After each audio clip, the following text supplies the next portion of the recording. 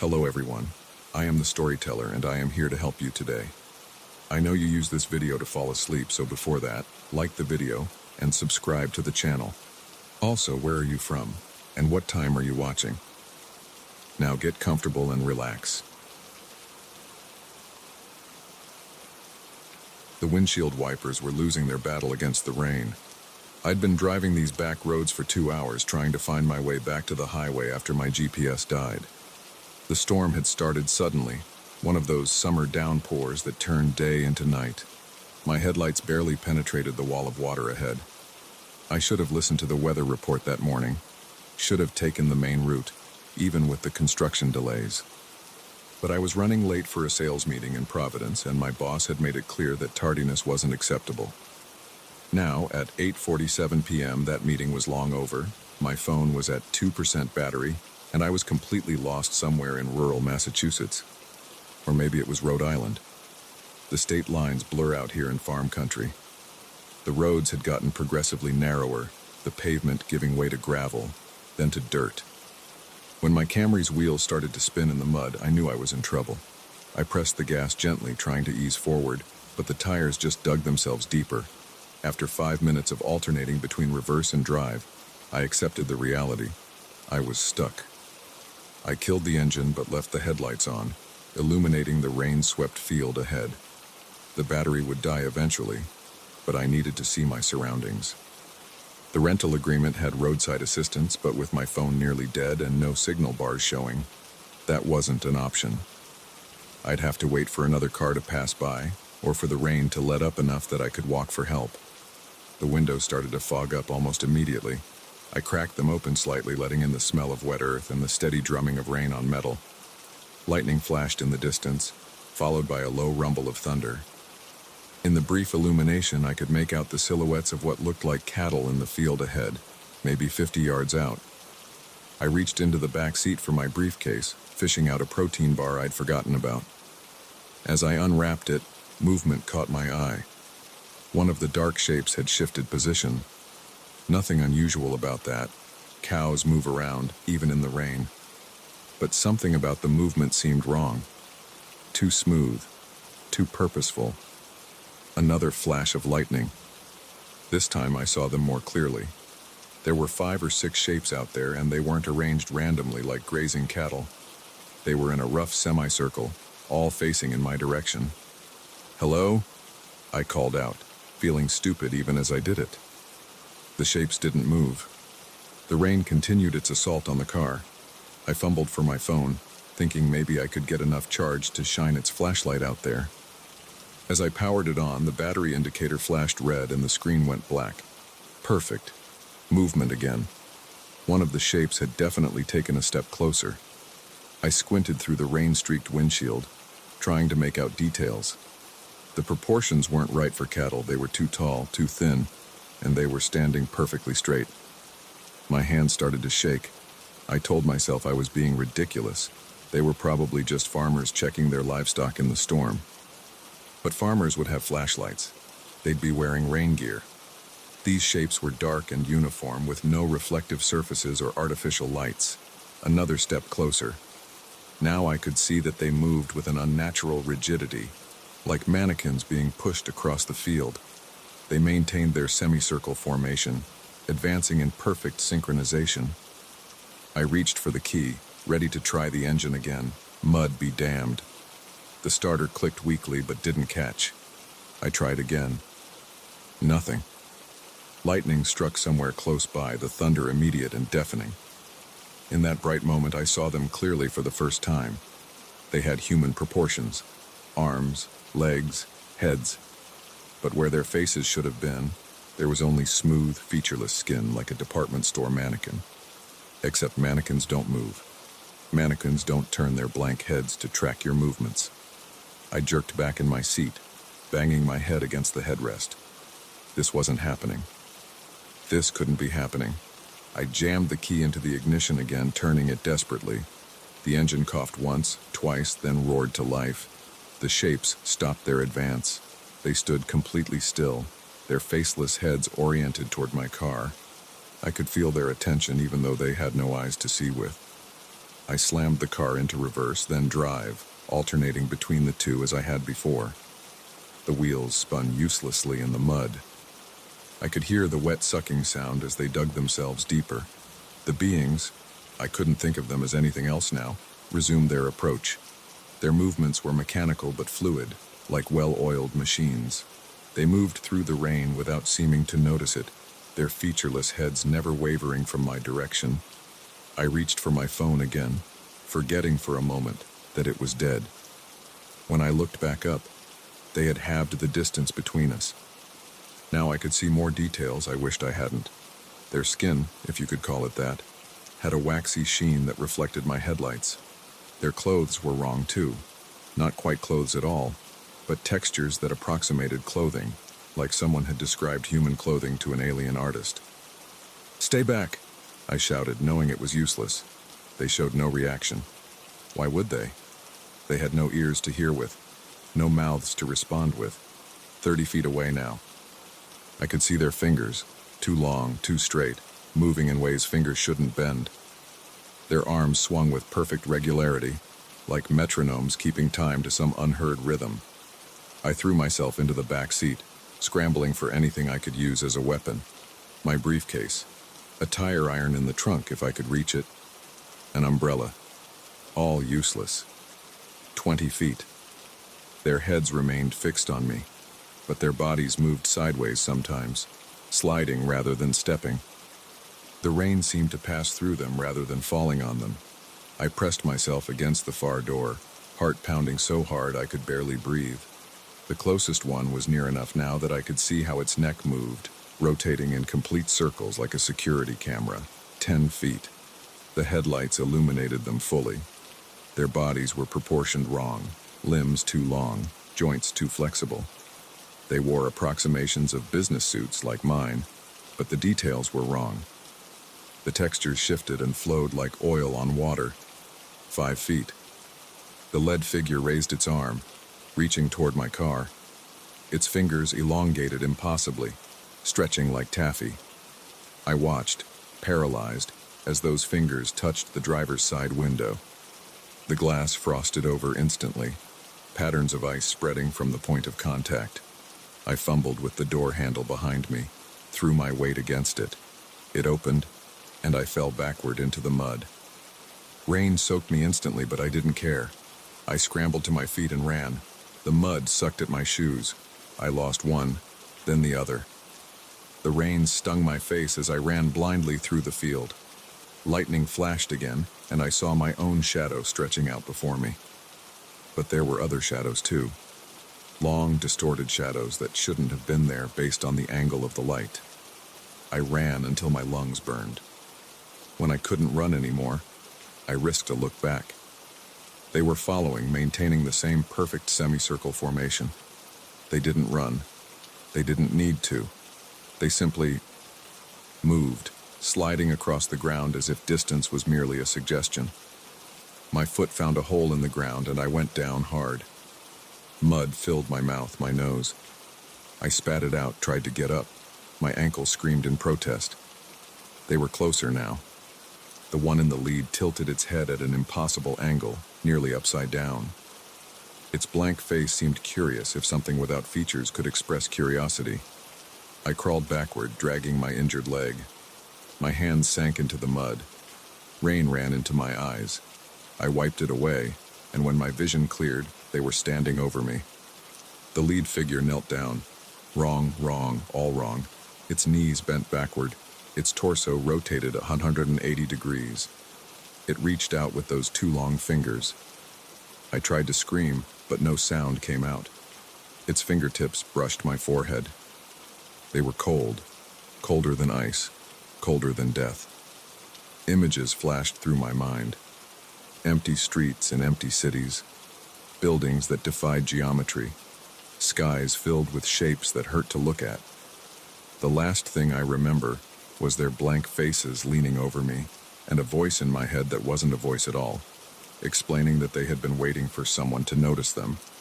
They had been practicing, they said, learning to move like us, to dress like us. But faces were hard. Faces were complicated. Would I help them learn? I woke up 3 days later in my car, parked in a rest stop off I-95. My clothes were clean and dry. My shoes were back on my feet. My phone was fully charged. But my reflection doesn't look quite right anymore. Sometimes, when I'm not paying attention, I catch glimpses of my face in mirrors or windows. It looks unfinished.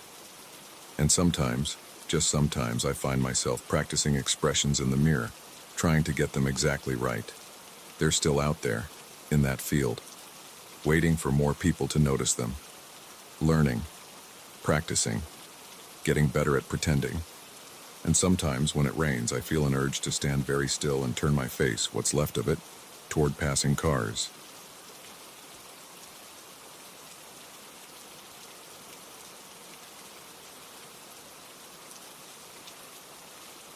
My brother Jake needed photos of the old St. Margaret's Hospital before they tore it down. He's a local historian, always documenting buildings before they disappear. I agreed to help since he needed someone to hold the lighting equipment. What I saw there still makes my hands shake when I think about it. The demolition was scheduled for the next morning. We arrived at 4 p.m., just as the autumn sun started to dip. The hospital stood like a huge concrete block against the gray sky, all 8 floors of it abandoned since 1997. Most of the windows were broken. Black holes gaped where the glass used to be. "Try not to step on any needles," Jake said as we approached the chain-link fence. He held up his camera bag. "Lots of junkies used to come here."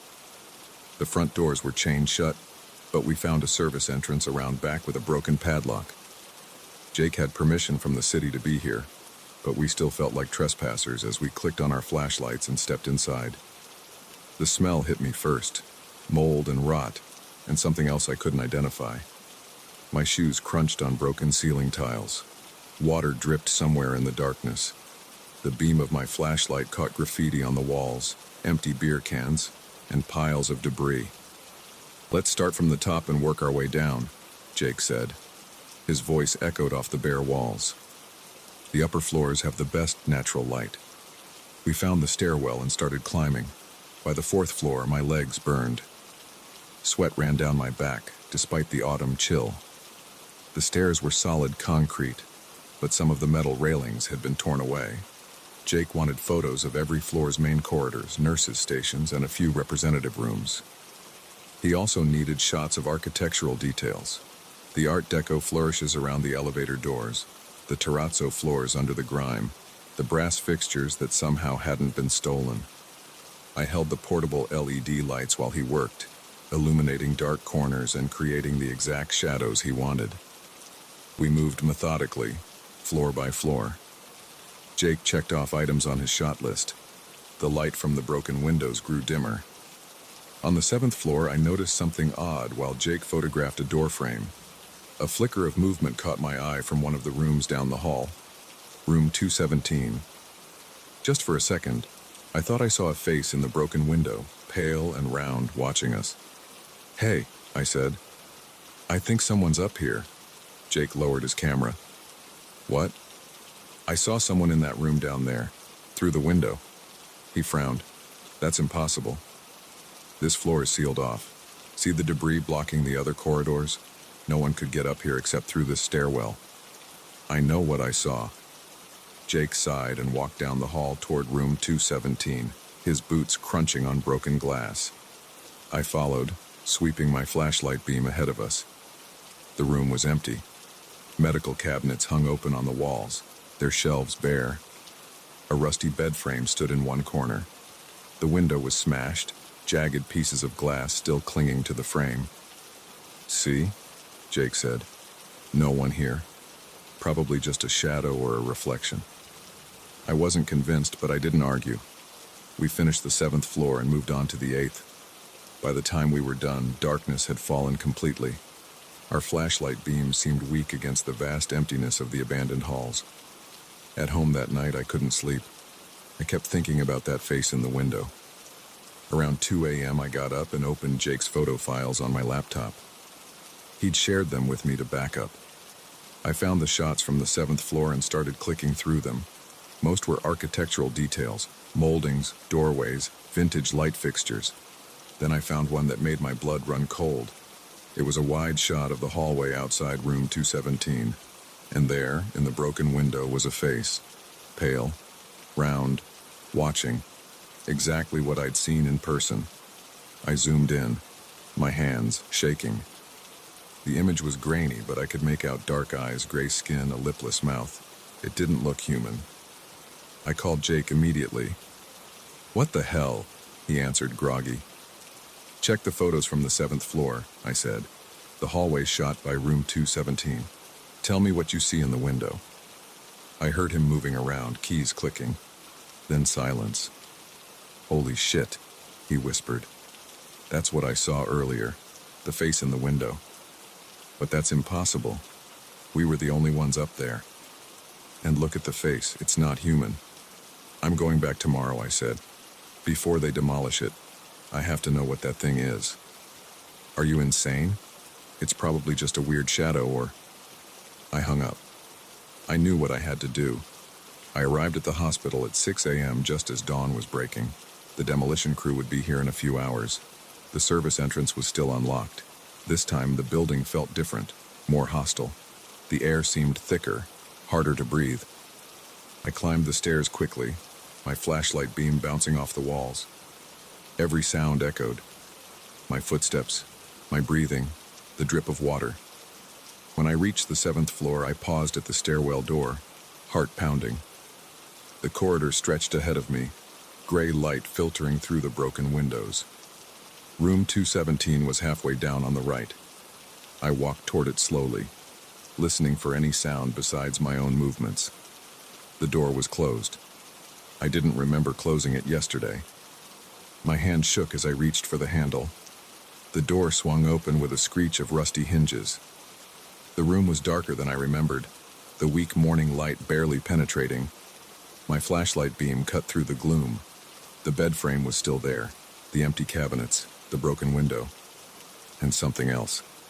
It crouched in the corner, a pale shape about the size of a person but wrong in every way. Its limbs were too long, bent at unnatural angles.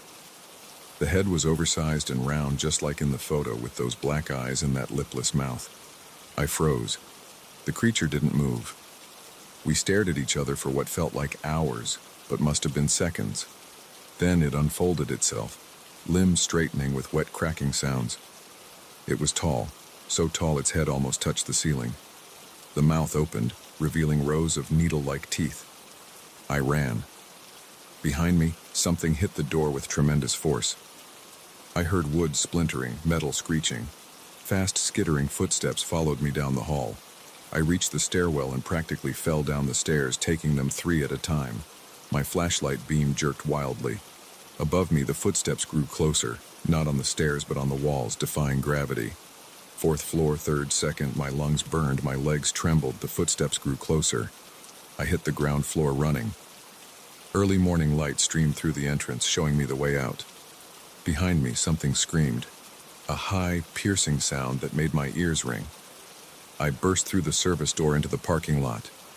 The demolition crew had arrived, their equipment lined up along the fence. Workers in hard hats stared at me as I sprinted past. I didn't stop running until I reached my car. As I fumbled with the keys, I looked back at the hospital. There, in a 7th floor window, I saw the pale face one last time.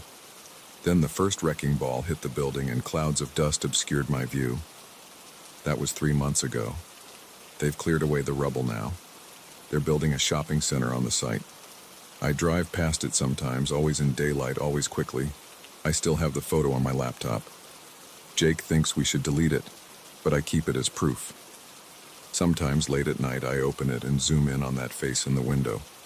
The dark eyes seem to stare back at me through the screen. I wonder what that thing was, and if it died when they demolished the building. But mostly, I wonder if it was really the only one of its kind.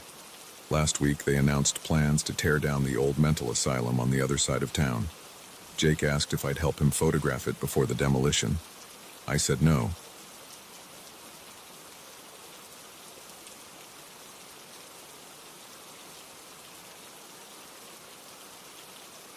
My fingers tapped against the steering wheel as I checked the time again. 11:47 p.m. The wedding started at 10 a.m. tomorrow. and I still had 3 hours of driving ahead. Mike was going to kill me for cutting it this close. Big brothers tend to get worked up about stuff like their best man showing up on time to their wedding. The road stretched empty ahead of me, a single black line cutting through dense forest. My headlights caught the reflective strips marking the lanes, making them flash white in the darkness. No other cars had passed in either direction for at least 40 minutes. The radio kept cutting in and out between stations, mostly static with occasional bursts of country music or late-night talk shows.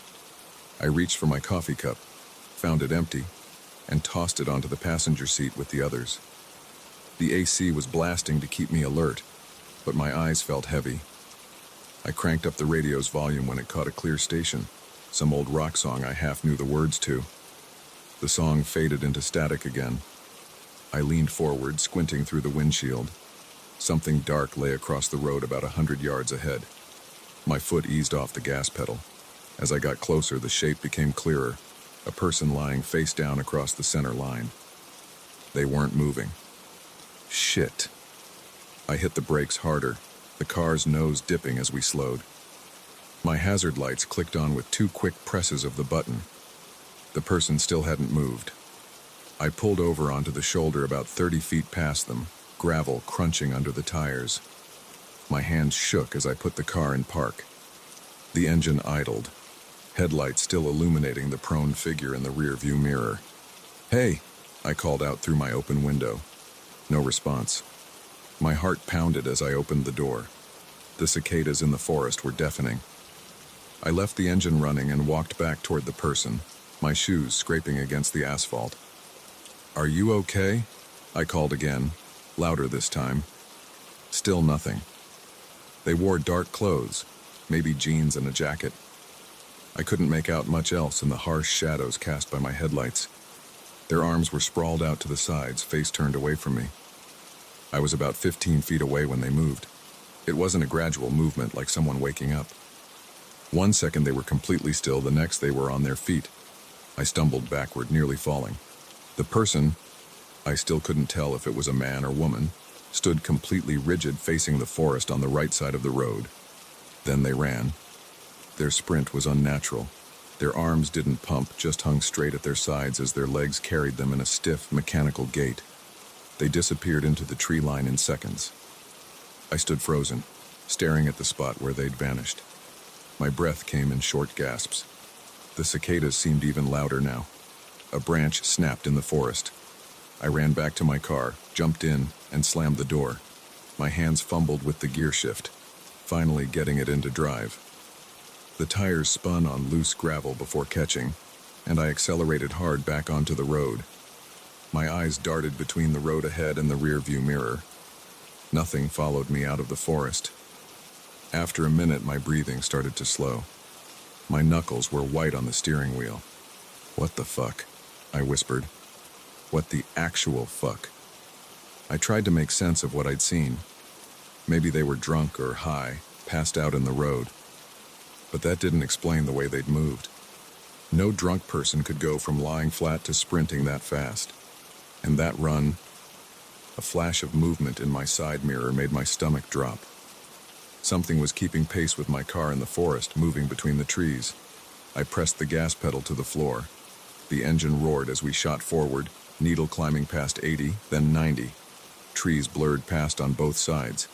The shape stayed with me, a dark figure running impossibly fast through the woods. I couldn't look directly at it. Every time I tried, it seemed to slip just out of view, visible only in my peripheral vision. My hands were sweating on the wheel as I took a curve too fast, the car swaying. The figure vanished from view for a moment, then reappeared on the other side of the road, still matching my speed. The gas pedal was already flat against the floor. My engine screamed in protest as I urged it to go faster. The speedometer read 95, the fastest I'd ever driven this car. Up ahead, the tree line on the right side of the road ended at what looked like a clearing. As I approached it, the figure burst out of the forest, angling toward the road, toward my car. I yanked the wheel left, swerving into the oncoming lane. In my headlights, I caught a glimpse of a pale face with black holes where the eyes should be. Then it was past me, and I was fighting to get the car back under control. The rear end fishtailed as I overcorrected. I felt the car start to slide sideways and let off the gas, turning into the skid like my father had taught me. For a horrible moment, I thought I was going to flip. Then the tires caught, and I was facing forward again, heart trying to pound its way out of my chest. I checked all my mirrors frantically. Nothing followed me now. The road behind me was empty, and the forest on both sides was still. My foot eased off the gas pedal slightly, letting the car slow to a more manageable speed. I kept checking the mirrors every few seconds, but saw only darkness. After about 5 minutes, I spotted lights up ahead, a gas station. I pulled in, parking under the harsh fluorescent lights of the overhang. My hands trembled as I shut off the engine. The station appeared to be open, a bored-looking teenager visible through the window behind the counter. I watched him scroll on his phone for a minute, trying to decide what to do. I should go inside, I thought. Tell someone what happened. Maybe call the police. But what would I say? That I saw someone lying in the road who then ran into the forest at inhuman speed? That something chased my car while running faster than 90 miles per hour? I grabbed my phone from the cup holder. No signal. Of course. Movement caught my eye. The teenager inside had looked up from his phone and was staring at something behind my car, his eyes wide. I didn't want to look. Every instinct screamed at me not to turn around. But I did. Stood at the edge of the light cast by the gas station, half hidden in shadow. The body was wrong. Too tall, too thin, joints bent at impossible angles. But it was the face that made me cry out. Where I'd seen only black holes before, now I could make out eyes, dozens of them, covering the entire face like a spider's, all fixed on me. My trembling hand found the key in the ignition. The engine roared to life, and I slammed the car into drive. As I accelerated out of the gas station, I glimpsed the teenager diving behind his counter. I drove the rest of the night without stopping. When the sun finally rose, I was still an hour from Mike's place. My nerves shot from checking the mirrors all night. I'd seen no further sign of the thing, but I couldn't shake the feeling of being watched. I made it to the wedding, gave my speech, smiled in photos, drank maybe more than I should have. But I couldn't stop thinking about what I'd seen on that road. That was 3 years ago. I haven't driven at night since then. I tell people it's because I'm getting older, need my sleep, better for my health. But sometimes, when I'm lying in bed at night, I hear something moving outside my window, something with an unnatural gait and too many eyes. I keep my curtains closed now. I don't want to know if it's still following me.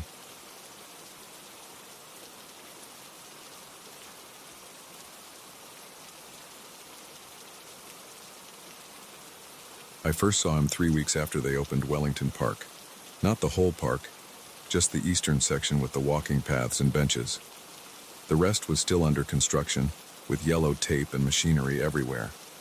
I started going there for my evening walk since it was only 2 blocks from my house, better than walking around the neighborhood watching people's TVs through their windows. He sat on the last bench before the construction area, always the same spot, always alone, always watching. I noticed him that first evening because he didn't move, at all. Most people at parks are doing something, reading phones, eating, talking.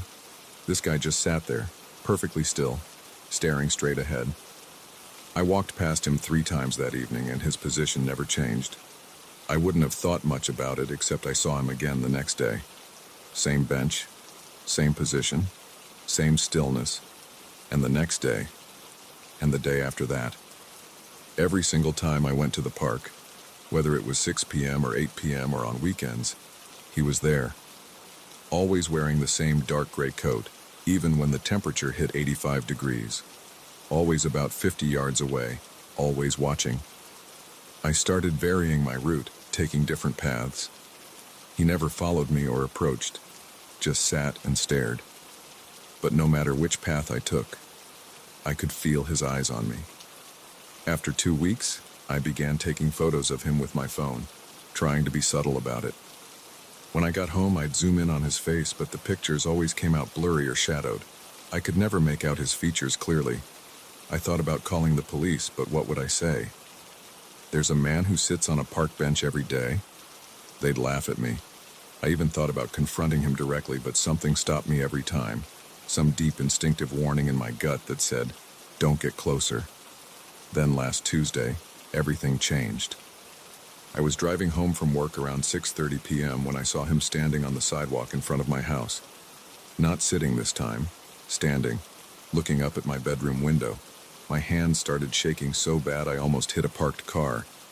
I pulled into my driveway and fumbled with my phone, trying to call 911. But by the time I looked up again, he was gone. I spent an hour checking all my doors and windows, making sure everything was locked. I even dragged a chair in front of my bedroom door, feeling like a scared kid. But I couldn't shake the feeling that something was very, very wrong. I barely slept that night. Every car passing by, every creak of the house settling made me jump. Around 3 a.m. I heard something that sounded like footsteps on my front porch. My bedroom is on the second floor, facing the street. I lay there frozen, listening to the wooden boards creak under slow, deliberate steps. The sound stopped directly below my window. "Don't look," I told myself. "Don't look, don't look, don't look," but I had to look. I got up slowly, my legs shaking. The street light outside cast enough light to see without turning on any lights inside. I moved to the window, staying close to the wall. He was there, standing on my front lawn, looking up at my window, wearing that same gray coat. My heart was pounding so hard I could barely breathe. But now I could finally see his face clearly in the streetlight. Where his eyes should have been, there were just smooth, blank patches of skin. I stumbled backward, tripping over my own feet and falling hard. When I managed to get up and look again, he was gone. I spent the rest of the night huddled in my bathroom with all the lights on, a kitchen knife in my hand. I called in sick to work the next day and stayed home, jumping at every sound. That evening, I forced myself to go to the park. I had to know if he would be there, if any of this was real. The bench was empty. I walked the entire park 3 times, checking every path, every corner. No sign of him. Part of me felt relieved. Part of me felt worse because now I had no idea where he was. That was 2 days ago. I haven't seen him since, but I know he's still watching. Sometimes I catch movement in my peripheral vision, but when I turn to look, nothing's there. Last night I heard those footsteps on my porch again, but I didn't look out the window. I couldn't. I'm writing this all down because I need someone to know what's happening. The police still won't help. I tried filing a report yesterday, but they said they couldn't do anything without evidence of a crime. They suggested I was just stressed and seeing things. Maybe they're right. Maybe I am losing my mind. But I don't think so. Because this morning when I went to get my mail, I found something on my front porch. A small package wrapped in brown paper. Inside was a photograph of me sleeping in my bed, taken through my bedroom window, and written on the back in cramped, shaky handwriting, "I see you better without eyes." I'm sitting in my living room now, watching the sun go down. The streetlights will come on soon. And I know, he'll be out there watching. But this time, I'm not going to hide. This time I'm going to wait for him. I've got my dad's old baseball bat beside me, and I've set up motion sensor cameras around the house. I need to know what he wants. I need to know why he chose me. The sun just disappeared behind the houses across the street. The shadows are getting longer. In a few minutes it'll be dark enough for the streetlights to turn on. I hear footsteps on my front porch.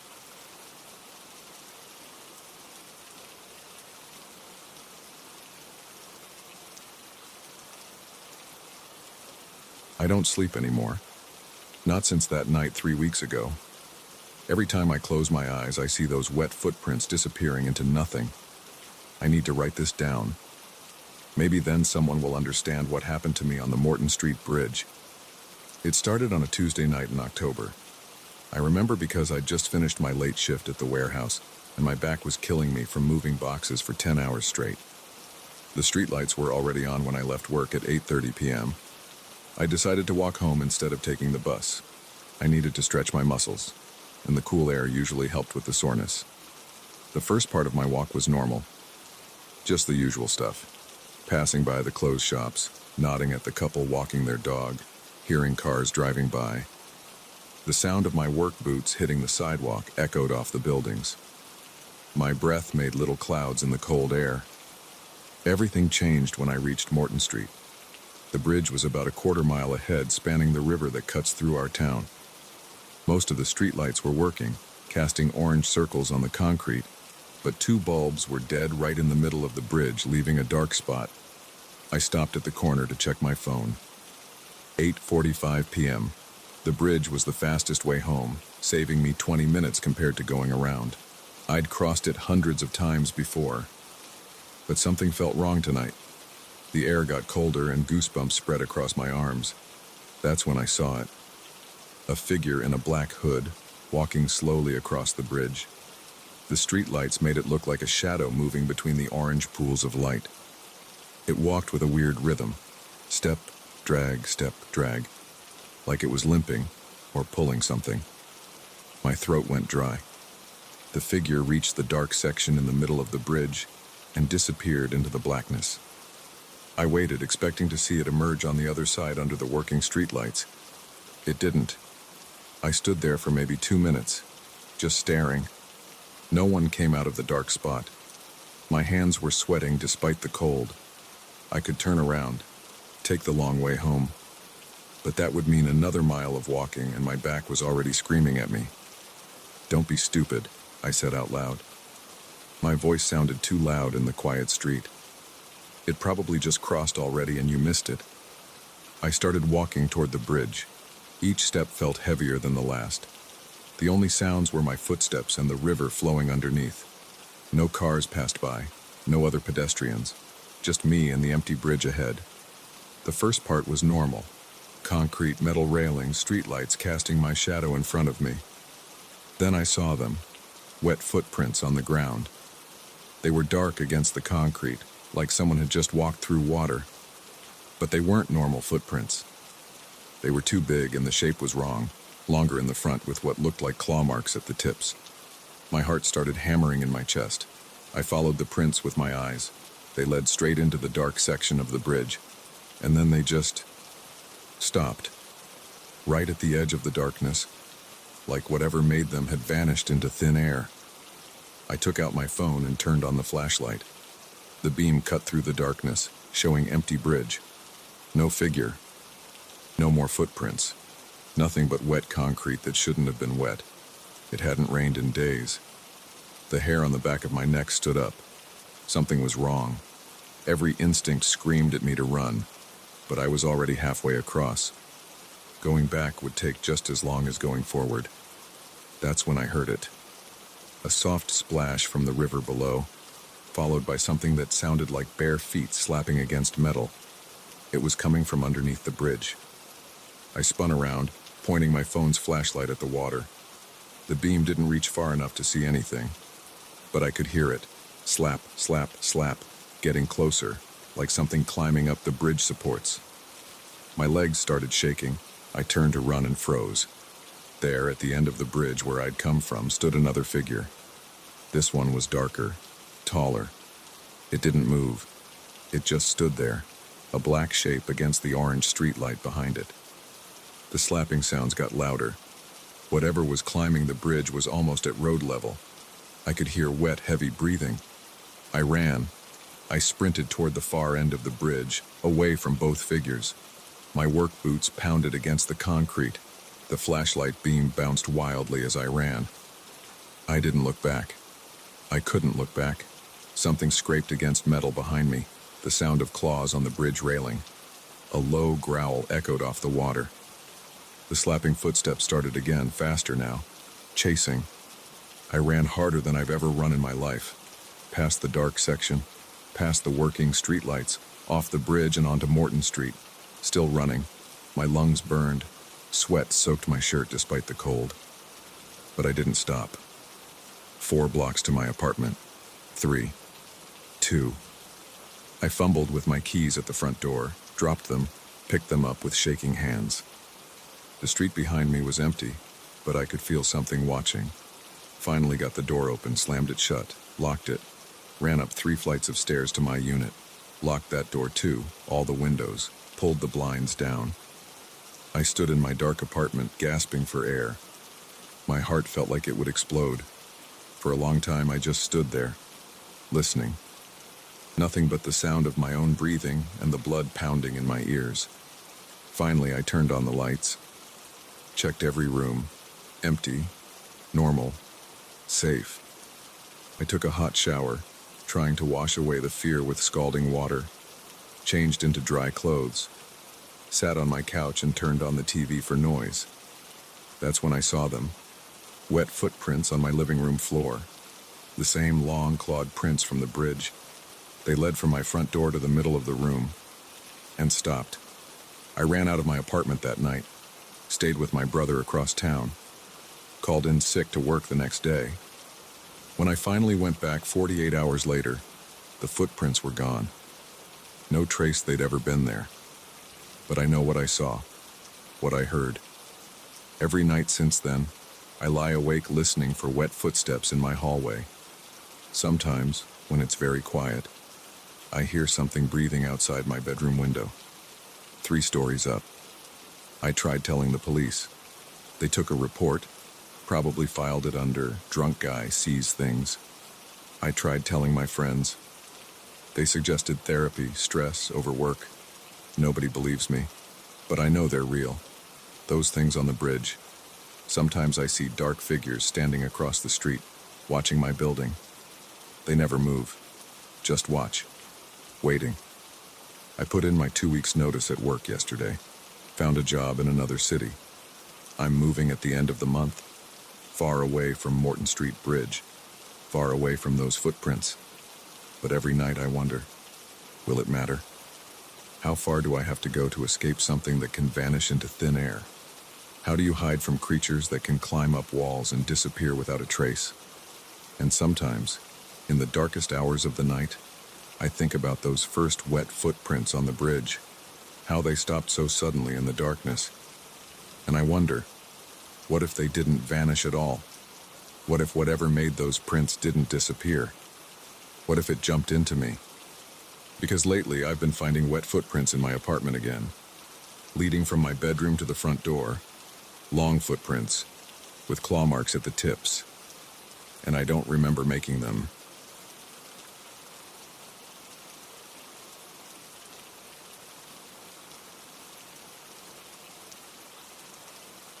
I shouldn't have ignored the first whisper. That was my mistake. When you hear your name called in the darkness, every instinct tells you to answer. But sometimes, staying silent is what keeps you alive. It started as a simple camping trip. My buddies Mike and Dave had been pushing me to get away from the city for months. I'd been working 60-hour weeks at the accounting firm, and they said I needed to decompress. Dave knew a guy who owned some property up in northern Michigan, 100 acres of dense forest with a creek running through it. No permit needed, no other campers, just us and the wilderness. We pulled up to Miller's Creek at 4:30 p.m. on a Friday in late September. The temperature had already dropped to the low 50s and the sun was sinking behind the tree line. I parked my Subaru at the end of a dirt road where Tom Miller, the owner, had told us to leave it. "This is it?" Mike asked, stepping out and stretching his back. His breath came out in small clouds. According to the GPS. I grabbed my backpack from the trunk. The canvas straps felt cold against my hands. Dave was already shouldering his gear. Tom said there's a clearing about half a mile in next to the creek. Should be perfect for setting up camp. We followed a narrow trail through the woods. Dead leaves crunched under our boots. The trees pressed in close, mostly oak and maple, their branches nearly bare. Our backpacks caught on low-hanging limbs as we pushed through. The clearing appeared exactly where Tom said it would be, about 50 feet across, with the creek running along one edge. The water moved fast over smooth rocks, making that white noise that drowns out everything else. Perfect for camping, I thought at the time. We set up our tents in a triangle formation, leaving space in the middle for the fire pit. The sun was almost gone by the time we finished.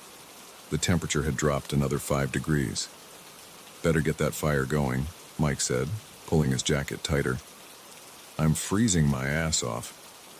Dave and I gathered wood while Mike dug out the pit. The forest floor was covered in dead branches, so we had plenty to work with. Within 20 minutes, we had a decent fire going. The flames pushed back the darkness that had settled around us. We sat in our camp chairs, passing around a bottle of whiskey and talking about nothing important. That's when I heard it. A whisper, so quiet I almost missed it under the sound of the creek. "James." I turned to Mike. "What?" He lowered the whiskey bottle. "Didn't say anything, man." I shrugged it off. The wind, the creek, the crackling fire, plenty of things could play tricks on your ears out here.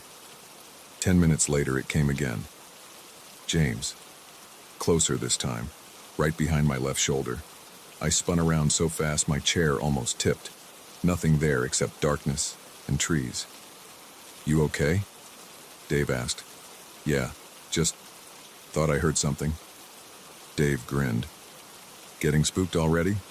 We haven't even broken out the ghost stories." I forced a laugh and took another pull from the whiskey bottle. The liquid burned going down, but it didn't help shake the feeling that something was wrong. The whispers came more frequently after that. Sometimes my name, sometimes Mike's or Dave's. Always from just behind us, always too quiet to be sure it was real. I noticed Mike and Dave getting tenser, their eyes darting to the shadows beyond the firelight. None of us wanted to be the first to admit we were hearing things. "Michael." This whisper was clear enough that we all heard it.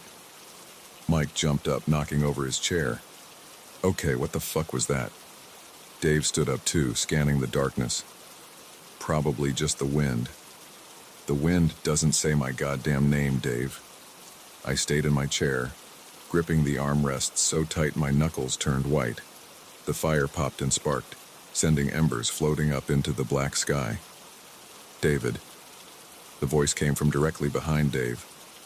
He spun around, stumbling backward toward the fire. "Someone's out there," he said. "Has to be." Mike pulled out his phone. "No signal. Of course there's no signal." I grabbed my flashlight and stood up. "We should check the perimeter." "Are you crazy?" Mike asked. "That's exactly how people die in horror movies."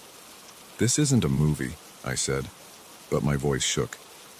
"If someone's messing with us, we need to know." Dave pulled out his flashlight too. "James is right. We can't just sit here."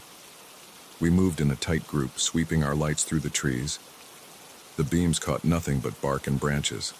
The underbrush was undisturbed, no signs of anyone moving through it. We made a complete circle around the clearing, never more than 10 feet from the firelight. "See?" I said, trying to sound confident. "Nothing out there." We returned to our chairs, but no one relaxed. The whispers had stopped, but the silence felt worse somehow. Even the creek seemed quieter. "Maybe we should pack up," Mike suggested. "Drive back to town, find a motel." I checked my watch, 11:45 p.m. In the dark, we'd never find the trail. "Better than..." Mike stopped mid-sentence, his eyes going wide. The whispers returned, but different now. Multiple voices overlapping, coming from all around us. Our names repeated in a growing chorus, some high-pitched, some deep, some barely audible, and others crystal clear. "James," "Michael," "David." We jumped up, forming a tight circle with our backs together. My flashlight beam jerked wildly across the trees. The voices grew louder, closer until they seemed to be right next to our ears. "Get your stuff," I said through clenched teeth. "We're getting out of here." The moment we broke our circle, the whispers stopped. The sudden silence hit like a physical force. We froze, half-crouched, waiting. Nothing. Just the creek and the fire. Minutes passed. Slowly, we sat back down. No one spoke. The fire had burned low, but no one moved to add more wood. "What time is it?" Dave asked finally. I checked my watch again. 12:15 a.m. "We should sleep in shifts," Mike said. "Someone needs to keep watch." Dave and I nodded. We drew straws using broken twigs. I got first watch. Mike and Dave retreated to their tents. I sat alone by the dying fire, jumping at every snap of a branch or rustle of leaves.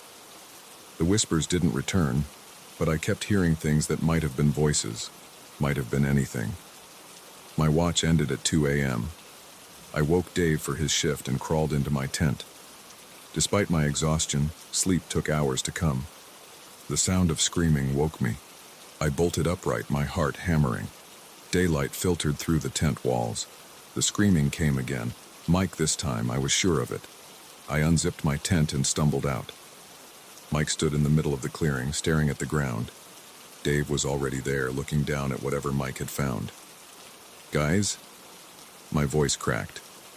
They didn't answer. I walked over, my legs shaking. The ground where we had sat around the fire was covered in symbols. Hundreds of them carved into the dirt and ash. They formed a perfect circle around the fire pit. I recognized some of them.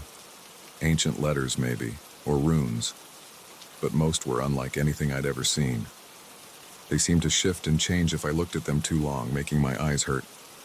When did... I couldn't finish the question. "They weren't here when I finished my watch at 4 a.m., Dave said. His face was pale. "Mike found them when he woke up."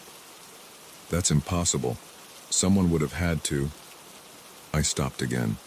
Someone would have had to walk right past our tents, spend hours carving these symbols, all without making a sound. Mike knelt down and reached toward one of the markings. "Don't touch it," Dave snapped. Mike pulled his hand back. "We need to get out of here now." No one argued. We packed up our gear in record time, leaving the tents for last. The whole time I felt eyes on us from the trees. The morning was dead silent. No birds, no insects, not even the wind moved. As I was taking down my tent, I noticed something that made my stomach lurch. The symbols weren't just around the fire pit. They spread out from it like ripples, getting smaller and fainter toward the edges of the clearing. Some of them disappeared into the underbrush. A twig snapped in the forest. We all heard it. "Leave the tents," I said. We grabbed our backpacks and ran. The trail seemed different in daylight, narrower, with more turns than I remembered. Branches whipped at our faces. Behind us, something moved through the trees, keeping pace. The whispers started again, but we didn't stop running. "James, come back!"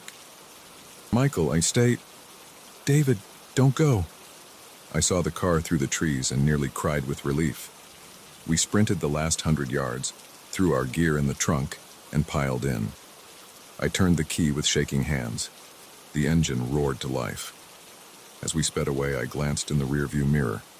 For a split second, I thought I saw something step out of the trees onto the dirt road, a tall, dark shape that wasn't quite human. But we turned a corner and it disappeared. We drove straight through to Detroit without stopping. No one spoke for the first 2 hours. When we finally started talking about what happened, we couldn't agree on the details. Mike swears he saw faces in the trees during his watch. Dave says the whispers spoke in languages he'd never heard before. I remember the symbols differently than they do. Larger, more complex, forming patterns that almost made sense. I tried calling Tom Miller when I got home, but the number was disconnected.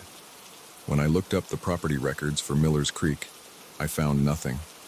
According to the county, that 100 acres of land doesn't exist. The whispers haven't stopped. They come at night now, always when I'm alone. Sometimes I see the symbols too, scratched into the walls of my apartment, but they're gone when I look again. Mike and Dave won't talk about that night anymore. We've drifted apart, making excuses to avoid each other.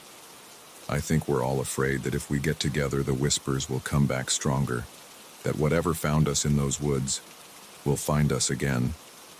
I've started researching those symbols, trying to understand what we saw. I've found references in old books, descriptions of similar markings found at sites where people disappeared. The more I learn, the more I wish I could forget that night entirely. But the whispers won't let me forget. They're getting louder, closer. Sometimes, late at night, I hear footsteps outside my door, heavy steps that make the floor creak, and under them, that familiar sound. "James, come back to us. James." I've started sleeping with the lights on, but it doesn't help. Because now I know, whatever was in those woods, whatever carved those symbols while we slept, it followed us home. And sooner or later, it's going to want more than just whispers.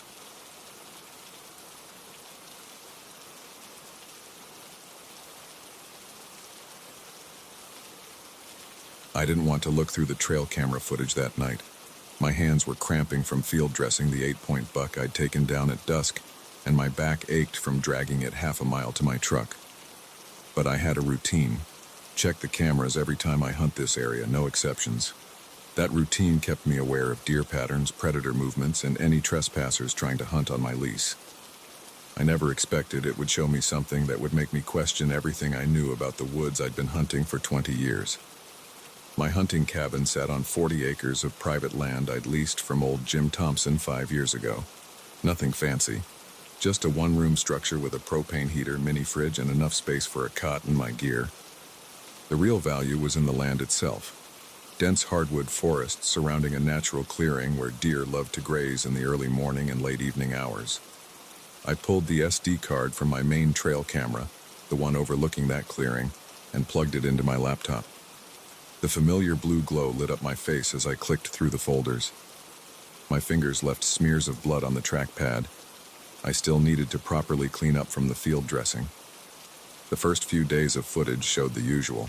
Deer moving through at dawn and dusk, a couple of raccoons, one coyote that I'd need to keep an eye on. Standard stuff. Then I got to the footage from 3 nights ago. 2:14 a.m. Something stood in the center of the clearing. The infrared lighting from the camera gave everything that ghostly black and white quality.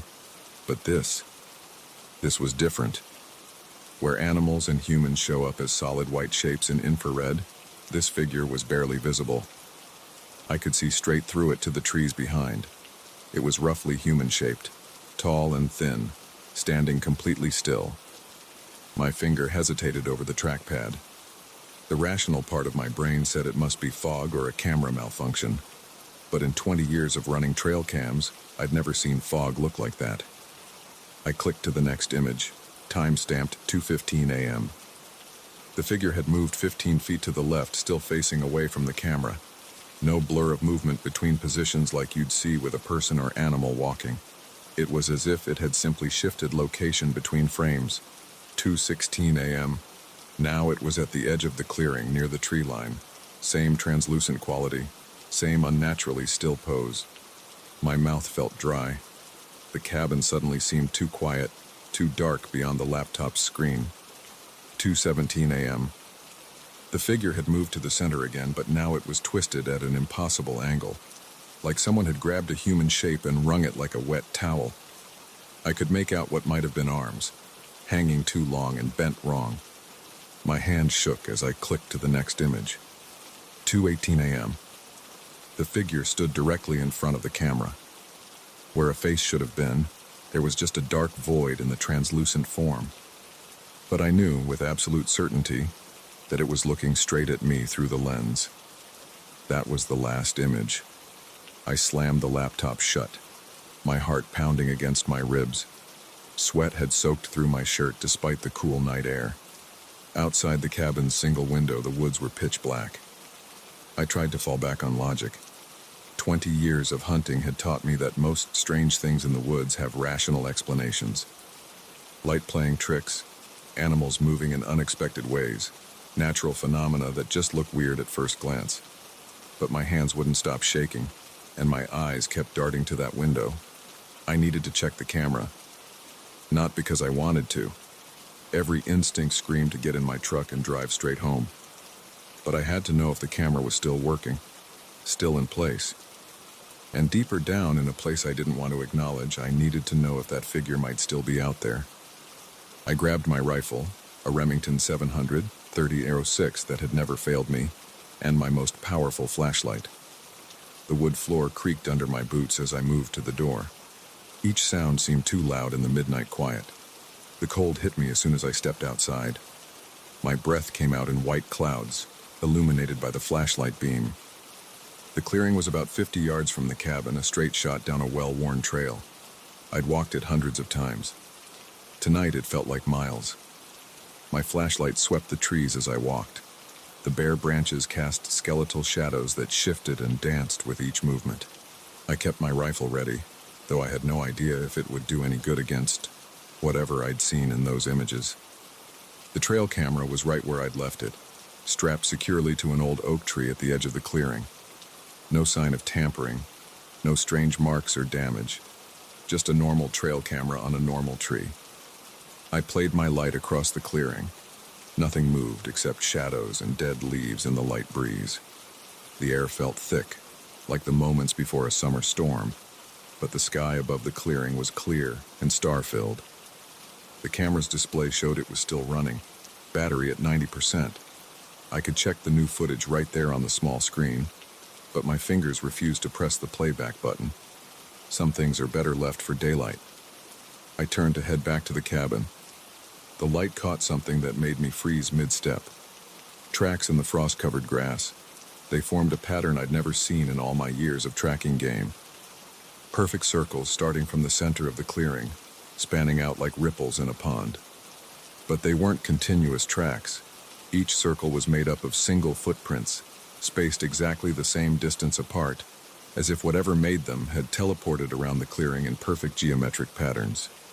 My flashlight beam followed the circles inward to their center point. There, the grass was completely dead in a perfect circle about 3 feet across. Not crushed or torn up like something had been standing there, just dead, turned gray and brittle like it had aged decades in a single night.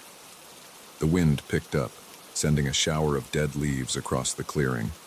One leaf skittered across my boot, and I nearly jumped out of my skin. This wasn't right. None of this was right. I'd been hunting these woods since I was a teenager. I knew every tree, every trail, every sound they made. This was something else. Something wrong. I backed away from the clearing, keeping my light trained on those impossible tracks. My heel caught a root and I stumbled, nearly dropping the flashlight. When I steadied myself and raised the beam again, I saw it. The figure stood at the far edge of the clearing. Just like in the photos, it was translucent, barely visible except for the way it distorted the trees behind it like heat waves rising from hot pavement. It was tall, maybe 7 or 8 feet, and its proportions were all wrong. Arms too long, torso too thin, neck bent at an angle that would snap human vertebrae. I raised my rifle purely on instinct, years of muscle memory taking over where conscious thought failed. The figure didn't move, didn't react at all to the threat of the weapon. It just stood there, silent and still as death. "What are you?" My voice came out as a hoarse whisper. The words seemed to hang in the cold air between us. The figure's head turned toward me with a motion too smooth, too fluid to be natural. Where its face should have been, there was only that black void I'd seen in the photo. But now I could see something moving in that darkness, something shifting and flowing like oil on water. My finger tightened on the trigger. Every hunting instinct, every survival instinct screamed at me to shoot. But would bullets even affect something I could see through? The figure took a step forward. No sound of footsteps, no disturbance in the frost-covered grass. It just glided, that void face fixed on me with an attention I could feel like ice water running down my spine. I fired. The rifle's report was deafening in the quiet night. The figure didn't react, didn't flinch or stumble. The bullet must have passed right through it and into the trees beyond.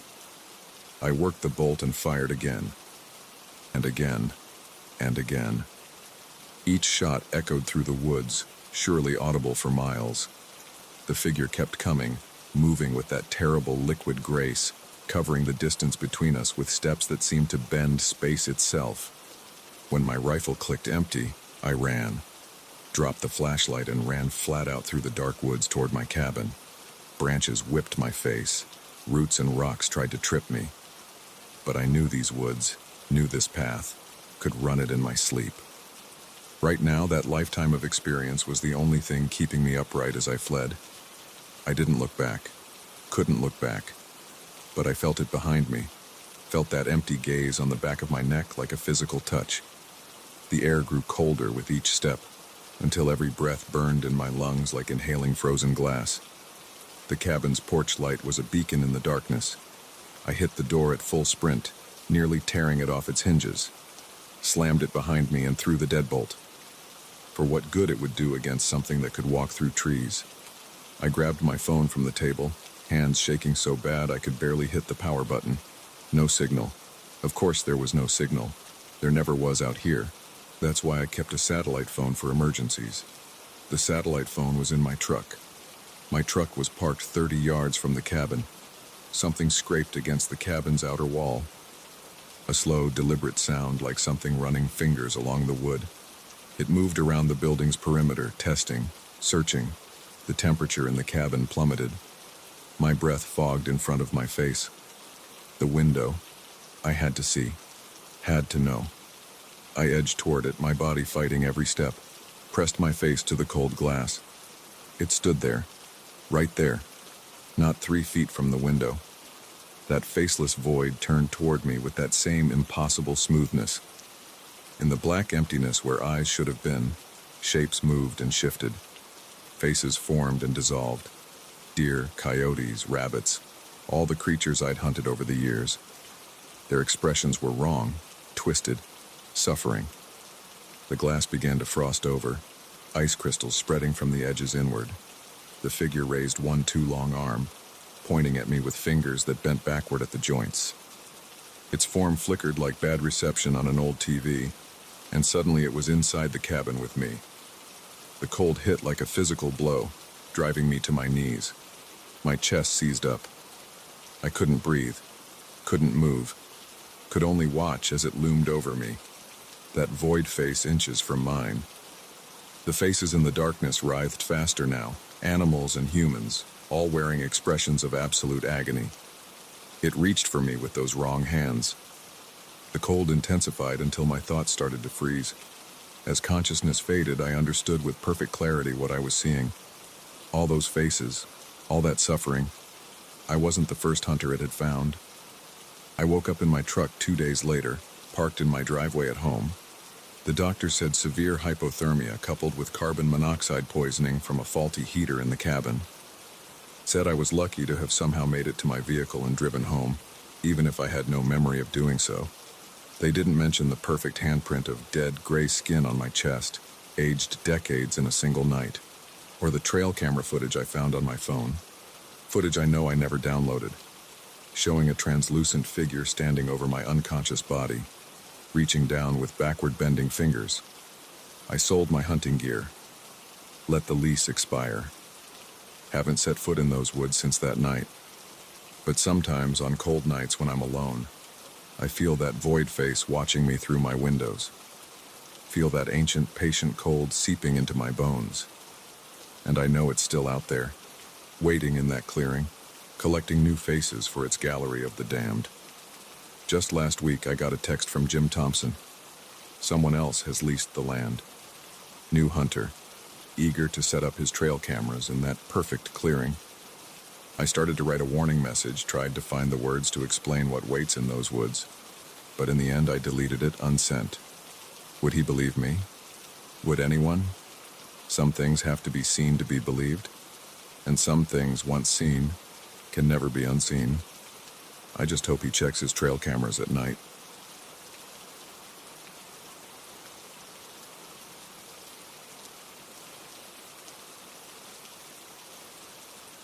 The brakes squealed when I slammed them. There was someone standing at the edge of Thompson Point Cliff, just standing there motionless, looking down at the waves crashing 200 feet below. I hadn't seen another car for miles on this stretch of coastal highway, and the sun was already setting. My hands gripped the steering wheel tighter. The person didn't move. They wore dark clothes that rippled in the wind. Something felt wrong about how still they were, like a statue someone had placed right at the cliff's edge. I should stop. I should help. But my stomach clenched and my throat went dry. I pressed the gas and drove past. In my rearview mirror, the figure grew smaller until it disappeared around the bend. My breathing started to return to normal. Then I saw it in my side mirror, a dark shape, blurred and indistinct, floating alongside my car. I jerked my head to look out the window. Nothing was there. But when I looked back at the mirror, I saw it again. A black mass like smoke shaped into a human form, matching my speed exactly at 65 miles per hour. My hands started to shake. I pressed harder on the gas, pushing my old Honda Civic up to 75. The shape stayed with me, neither falling behind nor gaining ground. The sun sank lower. painting the sky blood red. I hadn't passed another car in over 30 minutes on this winding coastal road. I grabbed my phone from the cup holder, trying to keep my eyes on the road while I fumbled to unlock it. No signal. Of course there wasn't. This stretch of Highway 1 was notorious for dead zones. The temperature in the car plummeted. My breath came out in visible puffs even though it was a mild September evening. The shape in my mirror grew darker, more defined. I could make out what looked like arms now, reaching toward my car. I slammed on the gas again, the engine whining as I pushed it past 85. The road curved sharply ahead. I took it too fast, the tires squealing. For a moment, the car felt like it might go over the edge. My stomach lurched as I wrestled with the steering wheel. When I regained control, I checked the mirror again. The shape was gone. I let out a shaky breath and eased off the gas slightly. Maybe I had imagined it. Maybe the stress of seeing that person on the cliff had gotten to me. Maybe a hand pressed against my window. I yelled and jerked the wheel. The car swerved onto the shoulder, gravel spraying. The hand was black as ink, its fingers unnaturally long. It left no prints on the glass, but I felt the cold radiating from it through the window. More hands appeared, pressing against every window. The temperature dropped so low my teeth started chattering. The engine sputtered and died. I turned the key frantically, but it wouldn't catch. The sun had almost set now. In the dying light, I could see the shapes more clearly through my windows. They weren't quite solid, more like dense smoke that had been molded into human forms. But their faces were wrong. Too long, too flat, with holes where eyes should be. I fumbled with my seatbelt, my fingers clumsy with cold and fear. I had to get out, had to run. But where? The cliff dropped away on one side, and thick forest rose up on the other. The nearest town was at least 15 miles away. The shapes pressed closer. Their hands left trails of frost on my windows. The metal of the car groaned as if under enormous pressure. The windows started to crack. I abandoned the seatbelt and threw myself across the center console, trying to get out the passenger side. But they were there too, pressing against every escape route. The temperature kept dropping. Ice crystals formed on the inside of the windows. My lungs burned with each breath of frigid air. Then I heard it, a sound like wind through dead leaves, but forming words. You drove past. The voice came from all around me, but also seemed to echo inside my skull. My teeth chattered so hard I thought they might break. You saw me there, at the edge. You knew what was about to happen, but you drove past. The shapes pressed harder. The windows creaked. Tiny splinters appeared in the glass.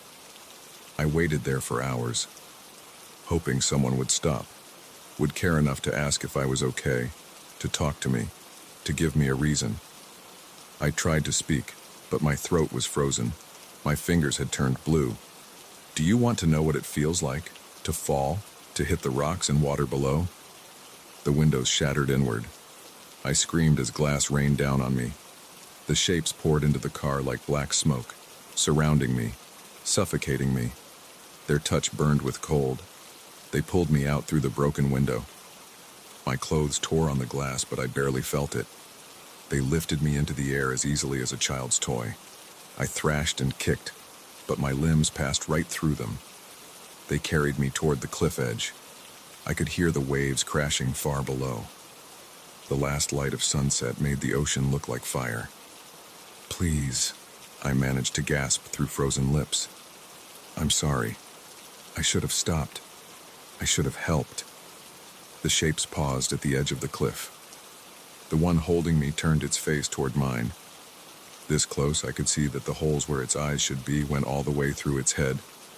Beyond them was only darkness. Yes, it whispered. You should have. They let go. I fell. The wind rushed past me. The waves and rocks rushed up to meet me. I screamed until my lungs emptied. Then everything stopped. I was back in my car. The engine was running. The windows were intact. The temperature was normal. My phone showed 1 bar of signal. According to the clock, only 2 minutes had passed since I first saw the figure on the cliff. Up ahead, I saw someone standing at the edge of Thompson Point Cliff, just standing there, motionless, looking down at the waves crashing 200 feet below. I hit the brakes and pulled over. This time, I got out of my car. This time, I walked toward the figure, even though every step felt like moving through molasses. This time, I called out, "Hey, are you okay?" The person turned. It was a young woman, maybe in her early 20s. Her eyes were red from crying. She took a step back from the edge. I don't know," she said. I stayed where I was, not wanting to startle her. "Do you want to talk about it?" She looked back at the ocean, then at me. Tears ran down her face. Yeah, I think I do." We talked for 2 hours, sitting in my car with the heater running. Her name was Sarah.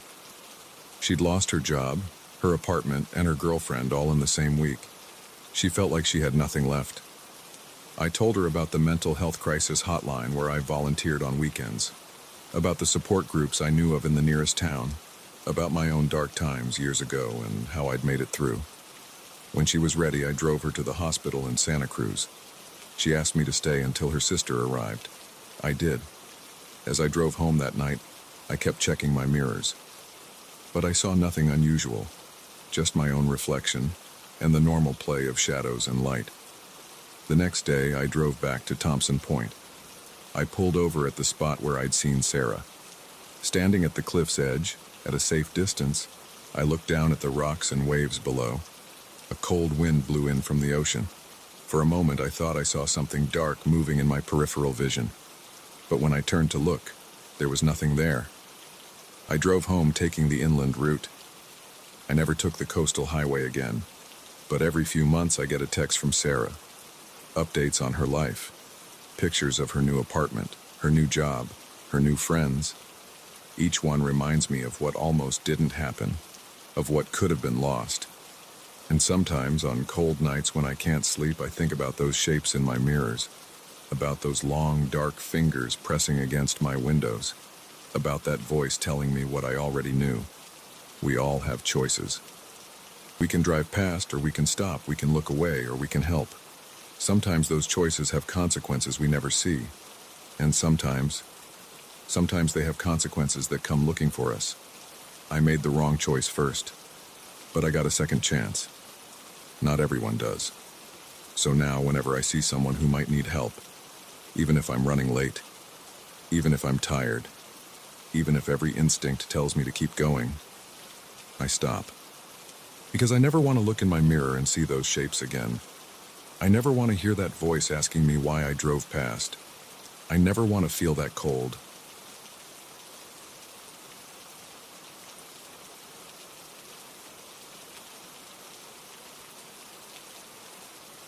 My hands won't stop shaking as I write this. There's a shadow standing behind me right now. I can see it in my bathroom mirror, just like I saw it in that cursed mirror I found in the alley. But when I turn around, there's nothing there. Nothing. I need to get this down while I still can. Maybe someone will make sense of what's happening to me. It started 3 days ago. I was walking home from my late shift at Murphy's Bar and Grill on 23rd Street. My feet hurt from 10 hours of running drinks, and I just wanted to get home fast.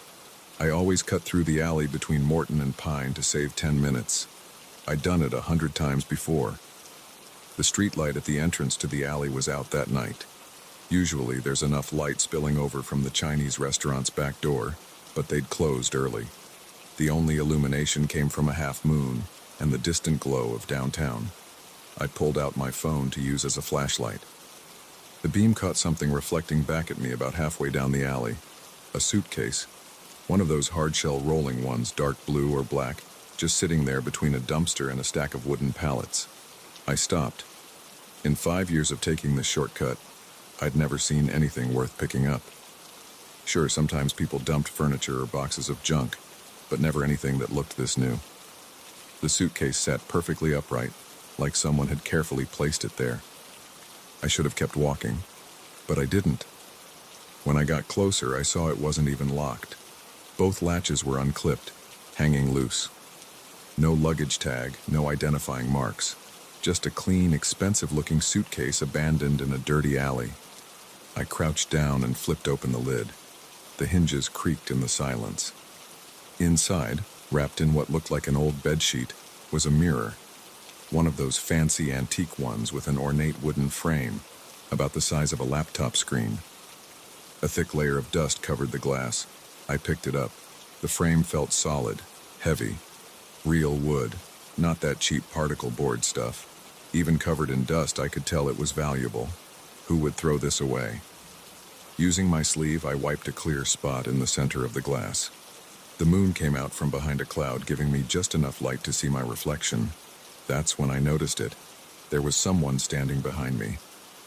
A dark figure taller than me just over my right shoulder. I couldn't make out any features. It was like a person-shaped hole in the world, darker than the shadows around it. I spun around so fast I almost fell. Nothing. The alley was empty except for me and the usual trash. My heart pounded as I looked back at the mirror. The figure was still there. I dropped the mirror back in the suitcase and slammed it shut. My hands were trembling so bad I could barely clip the latches. I left it right there and ran the rest of the way home. By the time I reached my apartment, I'd almost convinced myself I'd imagined it. I was tired. It was dark. My eyes were playing tricks. I took a hot shower, trying to wash away the creepy feeling that had settled over me.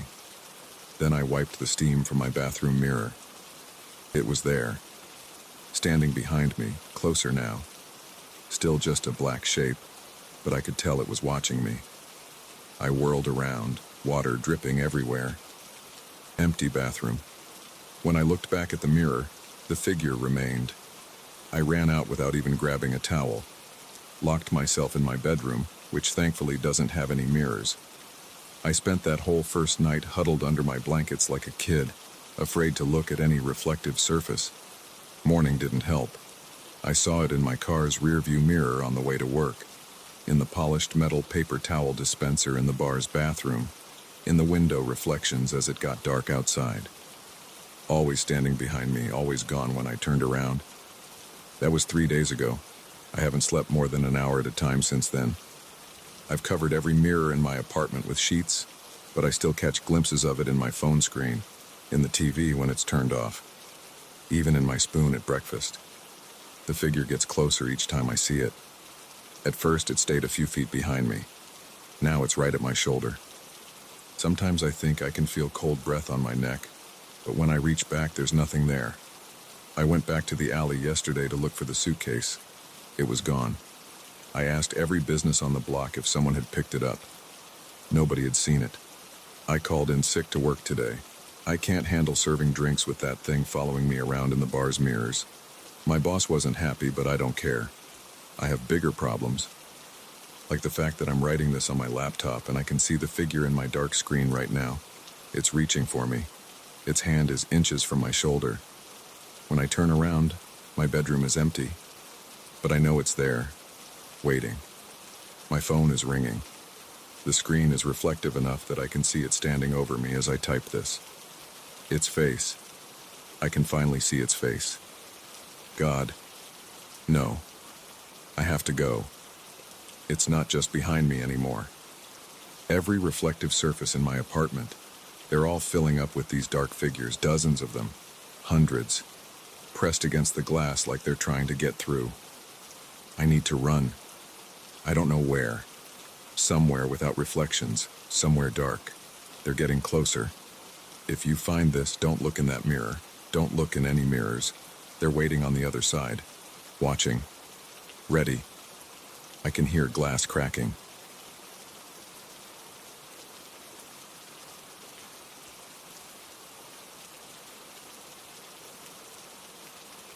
The scream hit my ears at 2:17 a.m. I know the exact time because I just checked my watch, fighting to stay alert during another mind-numbing night shift at Cedar Lake Reservoir. It wasn't a human scream, more like metal grinding against metal echoing across the water. The sound came from Pump Station 4, a gray concrete box squatting at the water's edge about half a mile down the shoreline. I wasn't supposed to investigate strange noises. The manual specifically said to call it in and wait for backup. But after 6 months of walking the same routes, checking the same gauges and staring at the same dark water, I was dying for something, anything, to break the monotony. So I grabbed my flashlight and started walking. The gravel crunched under my boots as I followed the access road that hugged the shoreline. My breath came out in white puffs in the October air. The moon was almost full, casting everything in a pale light that made the shadows deeper. To my right, the reservoir stretched out like black glass. To my left, pine trees crowded close to the road, their branches reaching over my head. The screech came again, closer this time. I swept my flashlight beam across the water, but saw only small waves lapping at the rocky shore. A raccoon, maybe, or some piece of equipment that needed maintenance. That's what I told myself, even as the hairs on the back of my neck stood up. Pump Station 4 was the newest of our facilities, built just last year to handle increased water demand from the growing suburbs.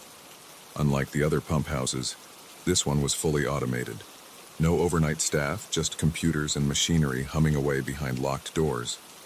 As I approached, I noticed something odd. The security light above the door was off. I pulled out my keys and reached for the padlock, but my hand froze halfway there. Voices were coming from inside the station. Not machinery noise this time. Actual human voices, though too muffled to make out the words. I pressed my ear against the cold metal door. "Have to move quickly," a man's voice said. "Running out of time," replied another. I jerked back from the door, heart pounding. This was exactly the kind of situation I was supposed to report. Unauthorized personnel in a secure facility. I reached for my radio, but only static came through when I tried to call dispatch. The voices inside had gone quiet. My flashlight beam caught movement in one of the high windows, just a fleeting shadow. Then another metallic shriek split the night, this time from behind me. I spun around, playing the light across the empty road and dark trees. Nothing moved except the branches swaying in the wind. That's when I heard the footsteps, wet, slapping sounds on concrete, like someone walking in soaked shoes. They seemed to circle the building, always just around the corner from where I was looking. The beam of my flashlight trembled as I tried to track the sound. "Hello?" I called out. "This is security. The facility is closed. If anyone's here, identify yourself now." The footsteps stopped. For several long seconds, the only sound was my own breathing and the gentle lap of waves. Then a voice called from the darkness beyond my flashlight beam. "Mike, that you?" I knew that voice. It belonged to Dave Roberts, one of the maintenance guys I often chatted with during shift changes. But what was he doing out here at this hour? "Dave?" I called back. "Everything okay?" "Over here," he replied from somewhere near the water's edge. "You need to see this." I hesitated. Something felt wrong. Dave's voice was slightly off, too flat, missing its usual good-natured tone. And why hadn't he radioed first to let me know he was coming out? "Dave, what's going on? Why are you out here?" "Just come look," the voice insisted. "It's important." The wet footsteps started again, moving away from me toward the reservoir. Against my better judgment, I followed the sound, sweeping my flashlight back and forth across the rocky shore. The beam caught something moving at the water's edge about 30 feet ahead, a dark figure standing unnaturally still. "Dave?" My voice cracked slightly. The figure didn't respond. As I drew closer, details began to emerge in the flashlight beam. The shape was roughly human-sized, but something was wrong with its proportions. The arms hung too low, nearly touching the ground. The head sat at an odd angle on shoulders that seemed too wide and angular. I stopped, every instinct screaming at me to run. The thing that wasn't Dave slowly turned to face me. In the harsh flashlight beam, I saw that its skin had a slick, rubbery texture, like a wet seal. Where a face should have been, there was only a smooth, featureless expanse of flesh with a single vertical slit running down its center. "Mike," it said in Dave's voice, the slit pulsing with each syllable. "Come closer." I backpedaled, nearly falling as my feet hit uneven ground. The creature took a step toward me, moving with a jerky, unnatural gait. Water streamed from its body, pattering on the rocks. "Stay back," I shouted, though I knew it was pointless. This thing, whatever it was, wasn't going to listen to commands. It lunged forward with shocking speed. I turned to run, but my foot slipped on the wet rocks. As I fell, I caught a glimpse of more dark shapes emerging from the water behind the first creature. 3, 4, maybe more, all with the same smooth, featureless faces and elongated limbs. I scrambled to my feet and ran. Behind me, I heard the wet slapping of multiple sets of feet pursuing me across the rocks. Dave's voice called out again, but this time it was joined by other familiar voices. My wife, my brother, my best friend from college. All slightly wrong. All calling me to come back, to look at something important they'd found. I sprinted for the access road, my lungs burning. The voices grew more insistent, more numerous, until it seemed like a crowd of people I knew was calling out to me. But under those familiar voices was a weird, high-pitched keening sound that made my teeth ache. I reached the gravel road and ran faster than I've ever run in my life, not daring to look back. The sounds of pursuit gradually faded, but I didn't slow down until I reached the main security building. I slammed the door behind me and hit the emergency lockdown button, setting off the alarm system. When the police arrived 20 minutes later, they found Pump Station 4 empty and locked, exactly as it should have been. The security cameras showed nothing unusual. The maintenance logs confirmed that Dave Roberts hadn't been anywhere near the reservoir that night. He was homesick with the flu. I quit my job the next day. Some people thought I'd had some kind of breakdown from working too many night shifts alone. Maybe they're right. But I know what I saw, what I heard. Sometimes, late at night, I still hear those voices calling out to me, using the sounds of people I love to try to lure me into the darkness. The thing that bothers me most isn't the creatures themselves, though. God knows they haunt my nightmares. It's the question of how they knew those voices, knew exactly who to imitate to try to draw me in. How long had they been watching me during those lonely nights at the reservoir? What else do they know about me, about all of us? I avoid large bodies of water now. When I hear familiar voices calling out in the dark, I run the other way. And sometimes, when I'm lying awake at night, I wonder about the real Dave Roberts, about when exactly he caught that flu, and whether the thing that came back to work afterward was really him at all. The police investigation turned up nothing, of course. The official report blamed equipment malfunction for the screech I heard, and suggested that stress and isolation had caused me to imagine the rest. They've installed better lighting around Pump Station 4 and increased the frequency of patrols, but they haven't had any trouble finding new night shift security guards to replace me. I wonder how many of those guards are still human. I've tried to move on with my life, find a new job, pretend that night never happened. But sometimes I catch glimpses of oddly proportioned figures standing perfectly still in crowds, or hear familiar voices calling out to me when I know those people are nowhere nearby.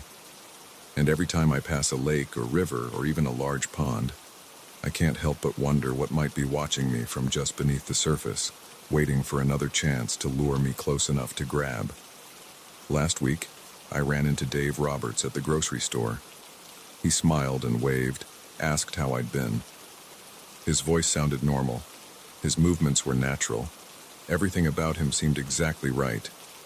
But as I walked away, I heard the wet slap of footsteps following me down the aisle. When I turned around, Dave was gone, but there was a trail of water droplets leading toward the store's back exit. I don't sleep much these days. When I do, I dream of smooth, featureless faces and arms that hang too low, of voices that sound almost right, but not quite. Sometimes I wake up to find puddles of water on my bedroom floor, though all the windows are closed and the pipes are sound. And sometimes, in the darkest hours of the night, I hear something moving through my house with wet, slapping footsteps. They're patient, these things. They can wait. They know that eventually, curiosity or loneliness or simple exhaustion will make me let my guard down. And when that happens, they'll be ready. They still call out to me sometimes, using the voices of people I love. One of these days I might answer, but for now, I keep my doors locked and my windows sealed. I avoid dark places and large bodies of water. I don't answer unexpected phone calls, and I never ever investigate strange noises at night. Most importantly, I don't trust familiar voices calling out to me when I can't see who's doing the calling. Because the things I saw that night at the reservoir are still out there, wearing faces that aren't faces and speaking with stolen voices. They're watching, waiting, learning our ways and our relationships. And sooner or later, they're going to come for all of us. Just remember, if you hear a loved one calling out to you from somewhere you can't quite see, don't answer. Don't investigate. Run. Run as fast and as far as you can. Because by the time you realize it's not really your loved one calling, it will be too late. And if you happen to be driving past Cedar Lake Reservoir late at night and see the lights on at Pump Station 4, don't stop. Don't look too closely at the figures you might glimpse moving in the shadows. Above all, don't answer if someone calls your name. Just keep driving and pray that whatever's wearing your loved one's voices doesn't decide to follow you home.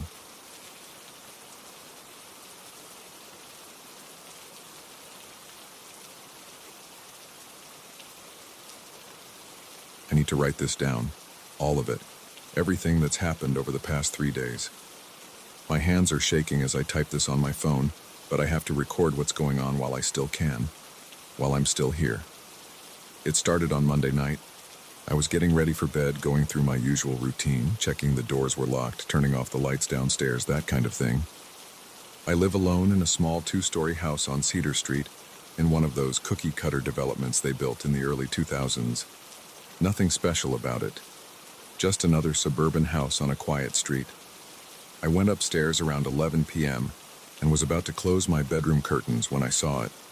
There was someone standing in the middle of the street, directly under the streetlight in front of my house. Just standing there, completely still. At first I thought it was a neighbor, maybe someone walking their dog or coming home late. But something felt wrong. The figure wasn't moving at all, not swaying, not shifting weight from foot to foot like people normally do when standing.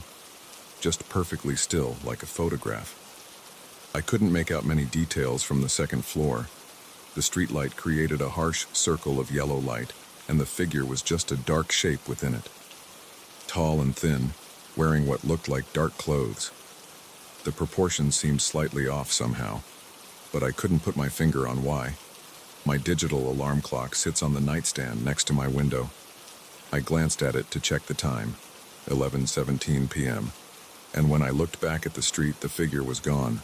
Just gone. I hadn't heard any footsteps or cars. There hadn't been time for someone to walk away. They had simply vanished. I stood at the window for almost an hour, scanning the street, but saw nothing unusual. Eventually, I convinced myself it must have been my imagination or a trick of the light. I took a sleeping pill and went to bed. Tuesday started normally enough. I went to work at the insurance office like usual, spent the day processing claims, and tried not to think about what I'd seen the night before. But as the afternoon wore on, I found myself getting increasingly anxious about going home. By the time I left work at 6, my stomach was in knots. I almost convinced myself to stay at a hotel, but that felt ridiculous. I was a grown man, afraid to go home because I'd seen someone standing in the street. So I drove home, ate a microwave dinner, and tried to distract myself with TV. At 11:15 p.m., I went upstairs. My hands were sweating as I approached the window. I told myself I was being stupid, that there would be nothing there. I was wrong. The figure was back, standing in exactly the same spot. Only this time it was closer to my house. It stood at the edge of my front yard where the sidewalk meets my lawn. Still completely motionless. Still wrong-looking in a way I couldn't define. My throat went dry. I fumbled for my phone to take a picture, but my hands were shaking so badly I dropped it. When I bent to pick it up and looked back out the window, the figure was gone. The time on my clock read 11:17 p.m. Exactly the same time as the night before. I didn't sleep at all that night. I sat in my bed with all the lights on, jumping at every little sound. The heating system clicking on made me nearly jump out of my skin. A car driving past sent my heart racing. I kept expecting to see that figure at my window, but it didn't appear again. Wednesday at work, I could barely function. I made stupid mistakes on simple claims. My coworkers asked if I was feeling okay. Apparently, I looked terrible. I didn't know how to explain what was happening. How do you tell people you're being stalked by some kind of impossible figure that appears and disappears? I left work early and went to the police station. The officer at the desk listened patiently as I tried to explain about the figure, but I could tell he wasn't taking me seriously. Why would he? I had no evidence, no photos, and my story sounded insane even to me. He said they'd send a patrol car by my house that night, but I could tell from his expression that it was just to humor me. I spent the evening pacing my house, checking and rechecking the locks. I closed all the curtains except the one in my bedroom. Part of me wanted to leave them closed too, to not look outside at all. But a bigger part needed to know if it would appear again. At 11:15, I forced myself to approach the window. My legs felt like lead. Sweat ran down my back. I reached for the curtain, hesitated, then pulled it aside. The figure stood directly below my window, its head tilted back to look up at me. I screamed and stumbled backward, falling onto my bed. My heart slammed against my ribs so hard it hurt. When I managed to get back to the window, it was gone. 11:17 p.m. But I had seen more details this time. The figure was unnaturally tall, at least 7 feet. Its limbs were too long, joints bent at slight angles that human joints don't bend. The head was hairless and smooth like an egg. Where its face should have been, there was just flat, featureless skin. I'm writing this now from my car, parked outside a 24-hour diner 20 miles from my house. I don't know what to do. I can't go back there. But I can't just abandon my house either. I have a mortgage. All my possessions are there. My life is there. It's 10:45 p.m. now. In 30 minutes, that thing will appear again. Will it be inside my house this time? What happens at 11:17? What does it want? My phone battery is at 20%. I need to preserve it in case of emergency. I'll update this tomorrow if I can, if there is a tomorrow for me. Update, Thursday morning. I'm still alive. I didn't go home last night. I dozed fitfully in my car, parked in the diner lot with all the doors locked. Around 3 a.m., one of the waitresses knocked on my window and asked if I was okay. I ordered coffee and eggs, trying to act normal while my mind raced. I called in sick to work and spent the morning researching similar incidents online. I found nothing conclusive, just vague urban legends and creepypasta stories. Nothing that matched exactly what I'm experiencing. It's afternoon now. I'm sitting in the public library using their computer since my phone died. I have to decide what to do tonight. I can't keep sleeping in my car. I need to face this thing, whatever it is. I need answers. I'm going home tonight. I've bought new locks, motion sensor lights, and a high-powered flashlight. I'm going to set up my old laptop to record the street. Maybe if I can get evidence, someone will believe me. Maybe I can figure out what this thing is and how to stop it. If you're reading this and you've experienced something similar, please reach out, and if you don't hear from me again after tonight, well, at least someone knows what happened.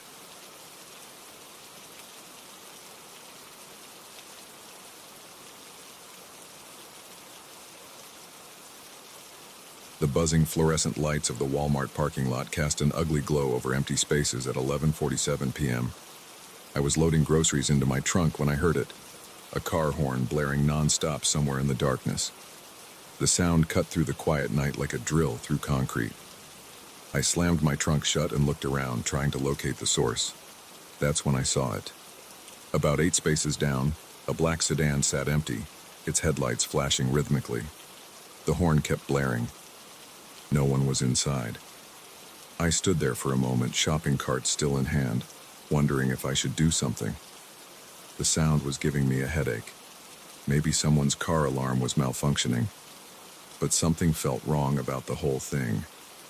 The lot was almost empty except for a few scattered cars belonging to late-night shoppers like me. No one else seemed to be paying any attention to the noise. I pushed my cart to the return area, keeping my eyes on the black car. The horn continued its monotonous blast. My hands were sweating as I gripped my key fob. I just wanted to get home, heat up a microwave dinner, and go to bed. This wasn't my problem. I got into my car, a blue Honda Civic, and started the engine. The black sedan's lights kept flashing, horn still blaring. As I pulled out of my space, I noticed something odd in my rearview mirror. The flashing had stopped.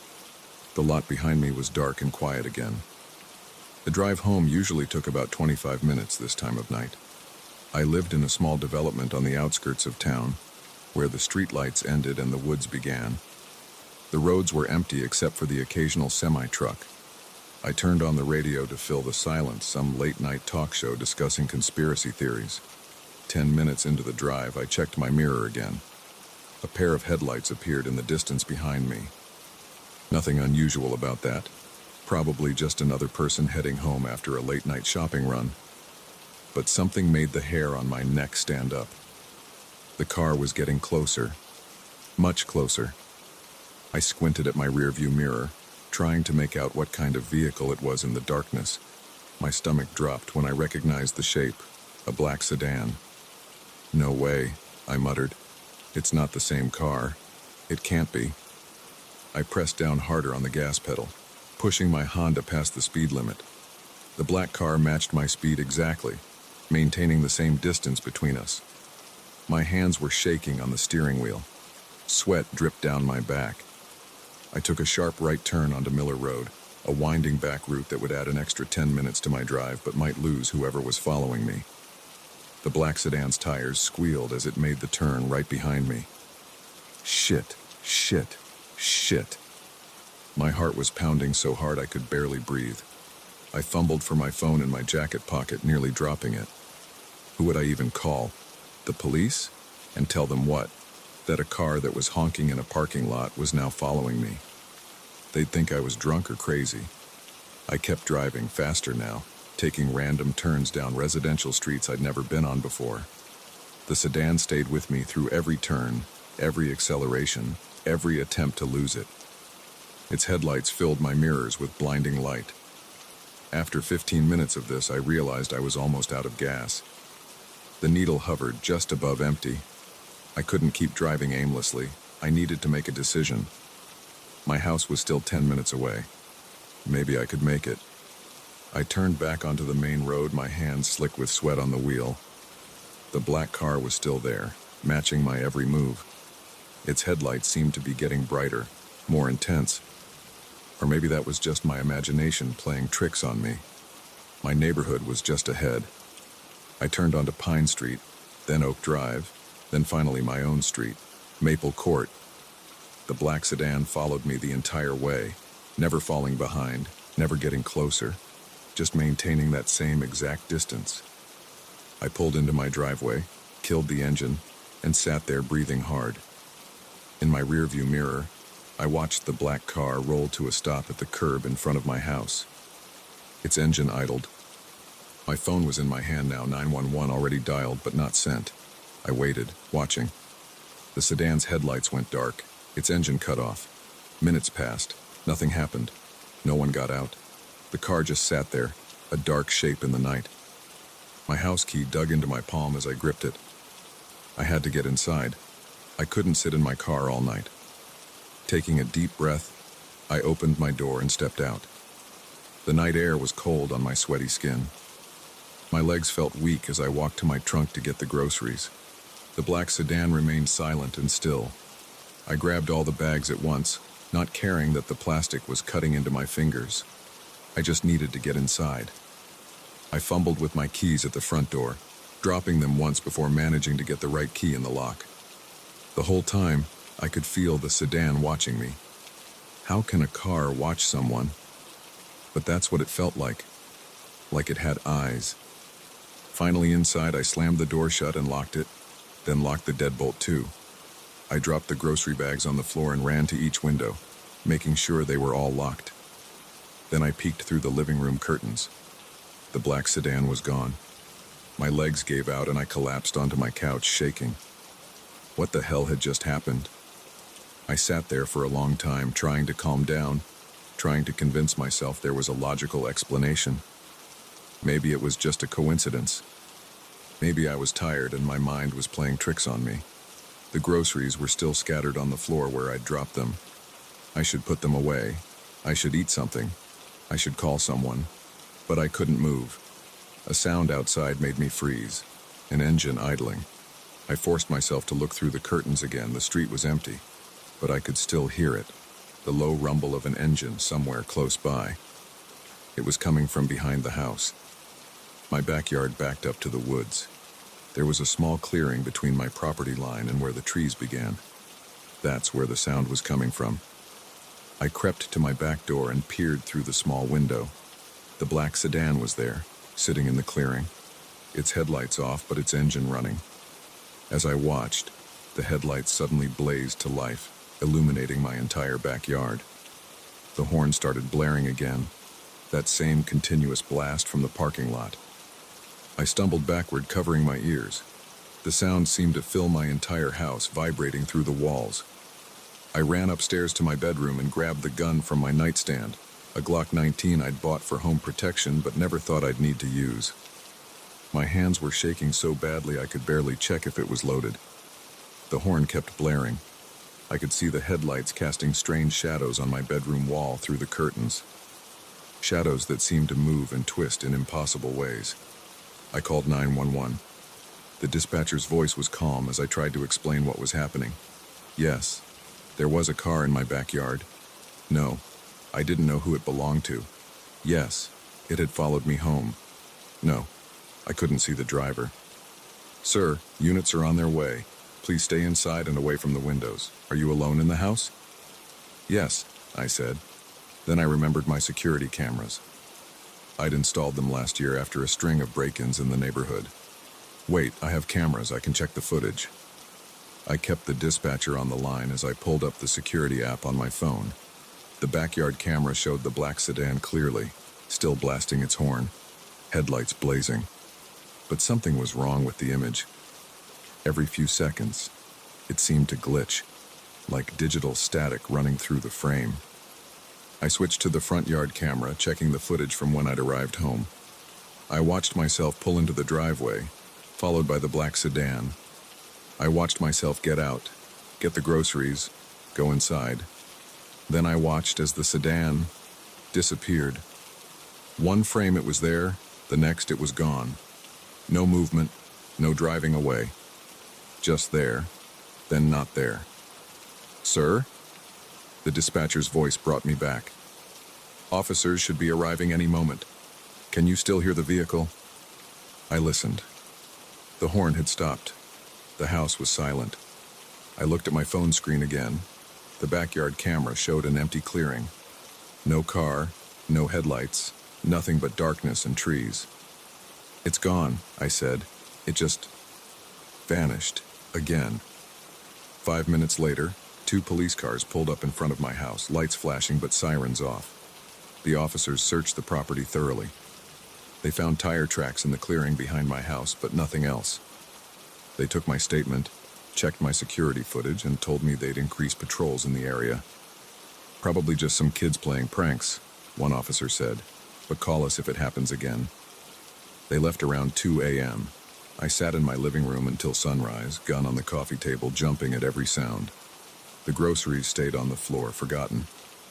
When morning came, I called in sick to work. I couldn't sleep.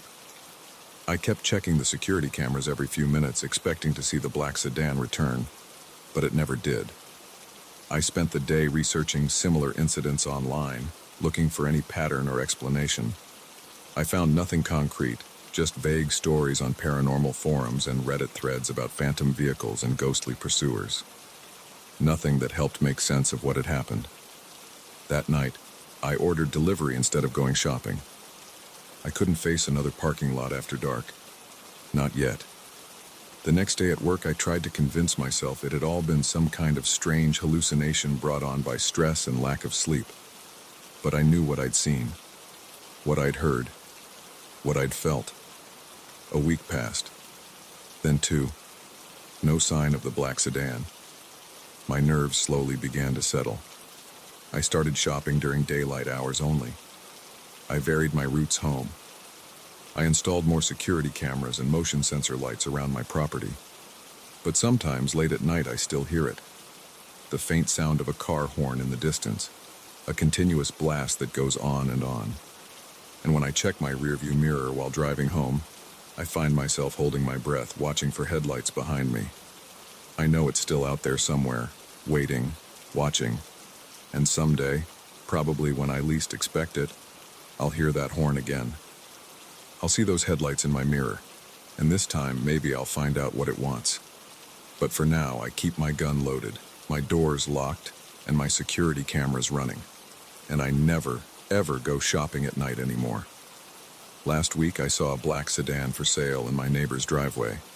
Same make and model as the one that followed me. I know it's not the same car. It can't be.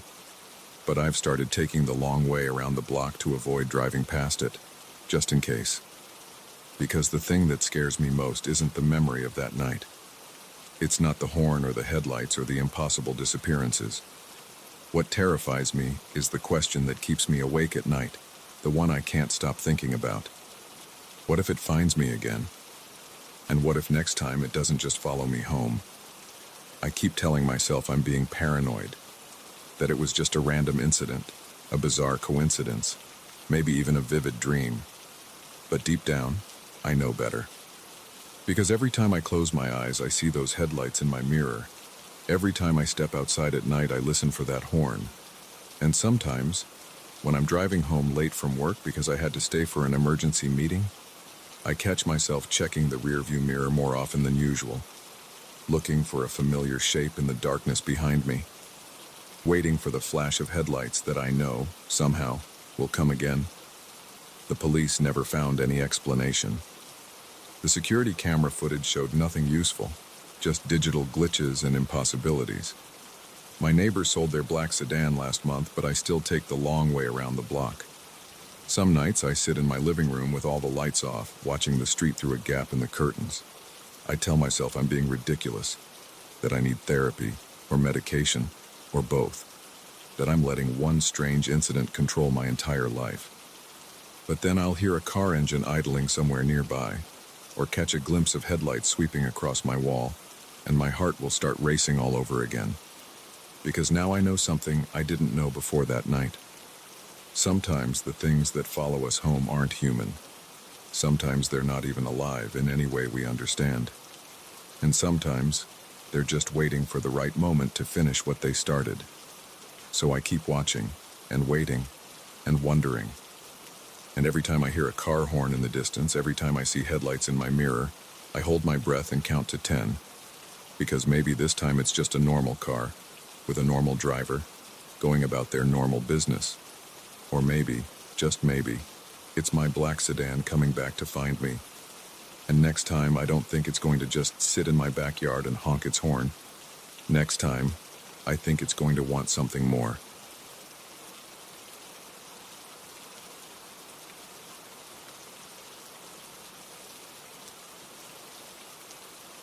I never should have opened that door in the ceiling. The realtor didn't even mention there was attic access in this old apartment. But I saw the outline of the trapdoor while replacing the hallway light fixture, and curiosity got the better of me. Now I'm sitting here with my back against the wall, staring at an album full of impossible photographs, and my hands won't stop shaking. It started 3 hours ago. I was up on the stepladder, unscrewing the old brass light fixture when my head bumped against something. Looking up, I saw the square outline in the textured ceiling. A quick push revealed a hinged door that creaked open, releasing a small metal ladder. The musty smell hit me first. That distinct mix of old paper and trapped air that comes from spaces sealed for years. I grabbed my phone for light and climbed up, my head poking through into darkness. The beam from my phone revealed rafters, dust, and stacks of cardboard boxes pushed against the sloped walls. The floor seemed solid enough, though it creaked under my weight. I pulled myself up fully into the space, having to crouch due to the low ceiling. Dust particles danced in my phone's light. The air felt thick and stale in my throat. The boxes closest to me were unmarked, filled with what looked like old Christmas decorations and mothballed clothing. Nothing particularly interesting. But against the far wall, partially hidden behind a broken chair, sat something different. A leather-bound album with brass corners, the kind people use to store family photos in. I had to crawl over to reach it. The leather was cracked with age, but still intact. No writing on the cover or spine. When I picked it up, it had that substantial weight of a fully filled photo album. The first page contained a single black and white photograph, probably from the 1950s based on the clothing and hairstyles. It showed a woman in her 30s, standing in what looked like a living room, wearing a floral dress. She was staring directly into the camera with an unsettling intensity. Something about her expression made me pause. It wasn't a typical posed smile.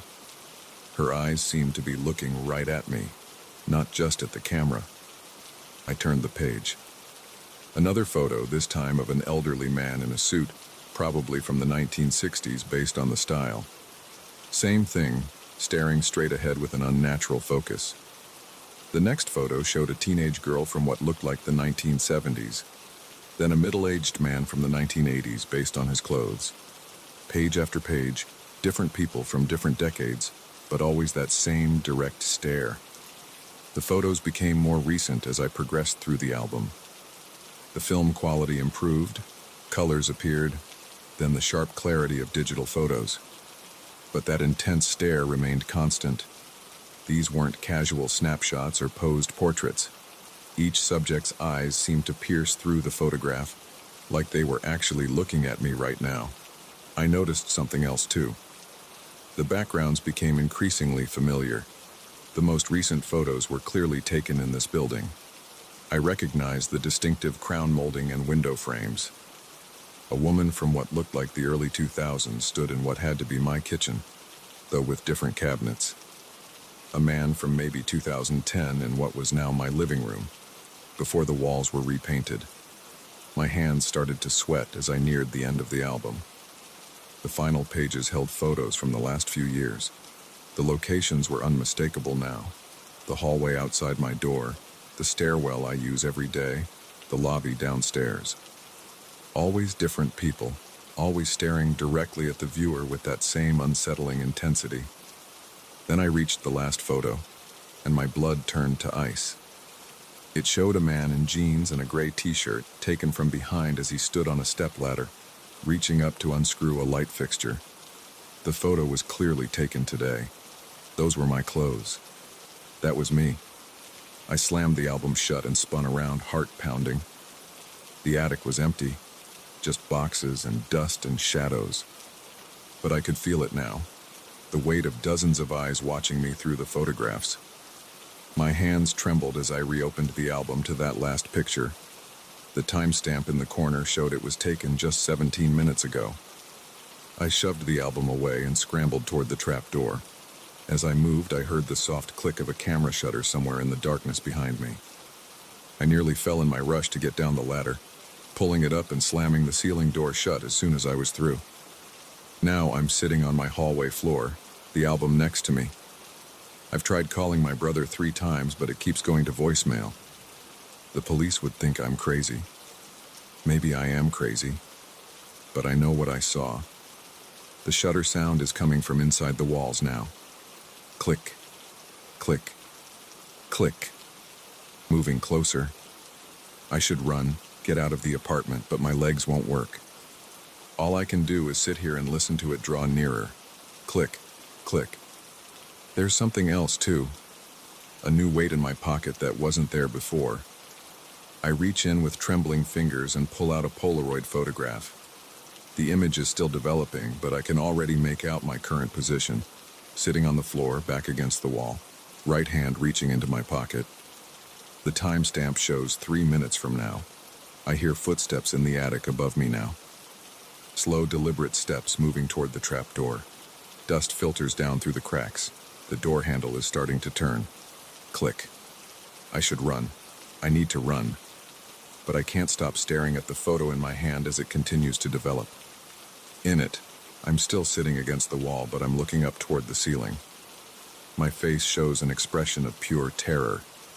And behind me, barely visible in the shadows, stands a figure holding a camera. The ceiling door is opening now. I can hear the hinges creaking. Something is descending. I don't want to look up. I don't want to see what's coming down that ladder. But I know I will. The photo shows I will. More dust falls as the ladder extends downward. A soft thud as it touches the floor. The shutter sounds are closer now. Click, click, click. Heavy footsteps on the metal rungs. 1 step, 2 steps, 3. I force my eyes to stay fixed on the Polaroid in my shaking hands. In the photo, my future self is still looking up, face frozen in horror. The figure behind me is clearer now as the image continues to develop. It's holding an old camera up to where its face should be, but where its face should be, there's only darkness and the glint of dozens of eyes all staring directly at the viewer. The ladder creaks again. 4th step. 5th step. I can feel hot breath on the back of my neck now. The shutter sound is right behind me. Click. In the Polaroid, my expression changes to something beyond terror, beyond sanity. And now I know why. Because I can see it in perfect clarity, the dark figure standing over me, lowering its camera. Where its face should be, there's an impossible sight. A spiraling void filled with countless eyes. The eyes from all the photos in the album, gathered together, staring out from the darkness, staring directly at me. And they're hungry. The breath on my neck grows warmer. A hand touches my shoulder. The shutter sound comes one final time. Click, I look up.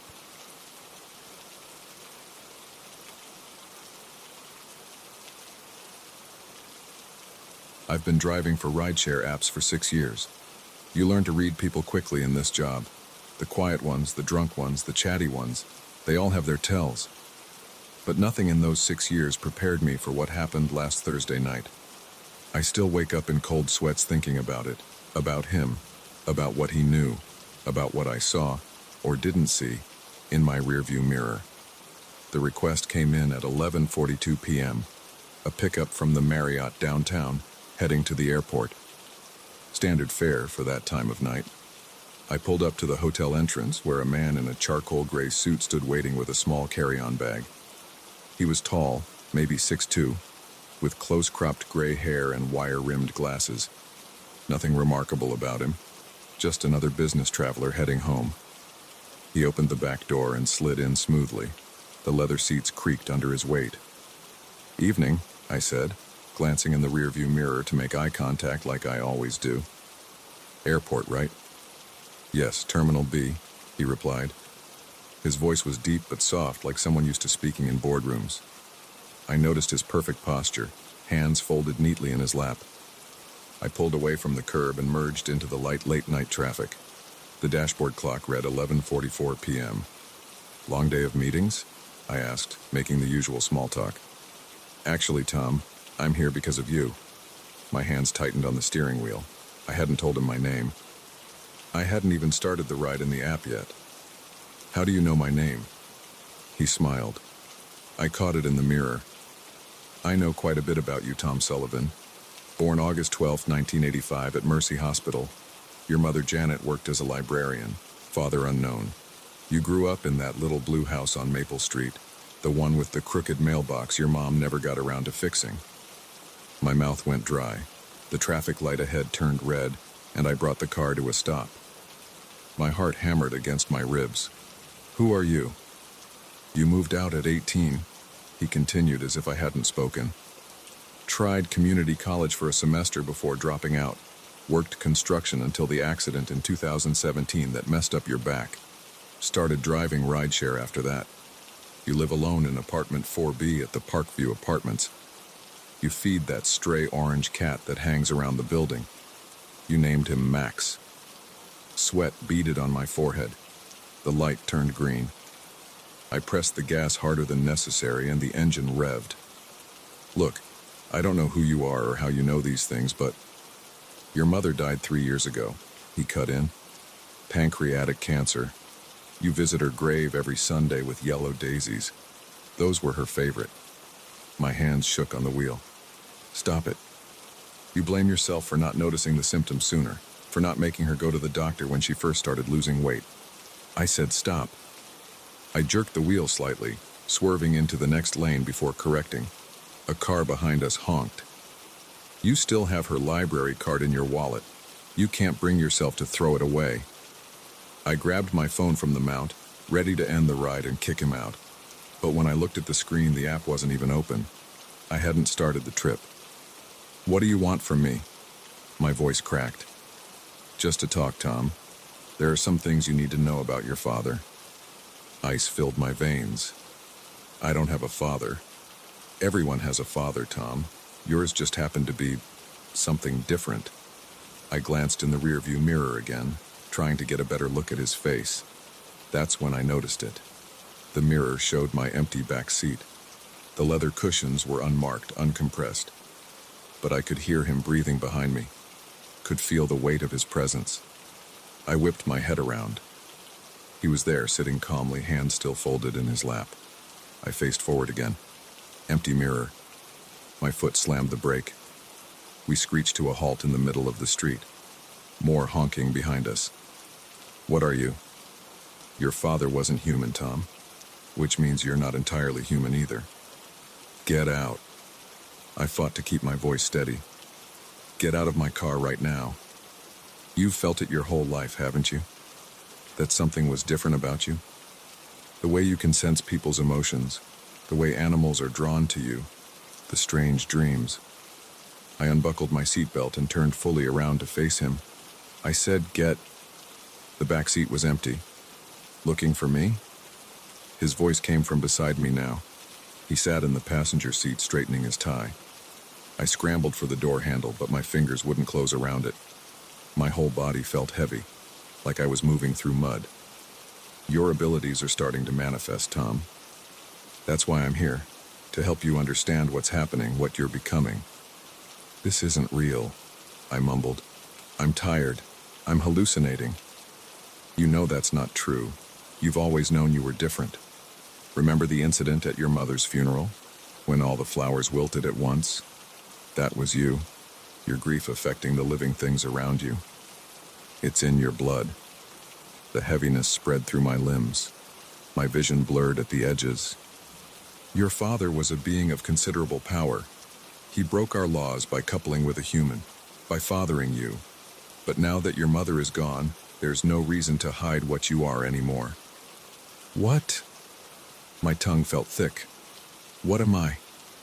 He placed his hand on my shoulder. His touch burned cold through my shirt. You're a changeling, Tom. A hybrid. Half human, half something else. And it's time for you to choose which world you want to belong to. The world spun. Colors ran together like wet paint. His voice seemed to come from far away. Sleep now. When you wake up, you'll be ready to begin your training, to learn what you really are. The last thing I saw before consciousness slipped away was his reflection finally appearing in the rearview mirror. But it wasn't a man I saw reflected there. It was something else. Something with too many angles, too many edges. Something my mind couldn't, or wouldn't, process. Then darkness took me. I woke up in my car in the Marriott parking lot. The dashboard clock read 5:17 a.m. My phone showed no record of any ride requests from the previous night. My head pounded, and my mouth tasted like copper, but there was a business card tucked into my shirt pocket. Black cardstock with silver text that seemed to shift and change when I tried to read it, and a note on the back in elegant script. The choice is yours, Tom, but you can't ignore your nature forever. We'll be in touch. That was 3 days ago. I haven't driven since then. I called in sick to the rideshare company. Haven't left my apartment. The stray cat, Max, won't come near my building anymore. He hisses when he sees me through the window. Last night, I dreamed of impossible geometries and voices speaking in languages that hurt my ears. I woke to find all my houseplants had died, their leaves turned to ash. The business card sits on my kitchen counter. Sometimes, out of the corner of my eye, I swear I see the text moving, rearranging itself into new messages, new promises, new threats. I don't know what to do, I don't know what I am. But I know one thing for certain. The next time my phone shows a ride request, I'm not accepting it. Some passengers should stay undriven. Some questions should stay unanswered. But I have a feeling they won't let me ignore this forever. And when they come for me again, I don't think they'll bother pretending to be human. My bathroom mirror cracked this morning. I wasn't even near it. Just walked past, caught a glimpse of my reflection.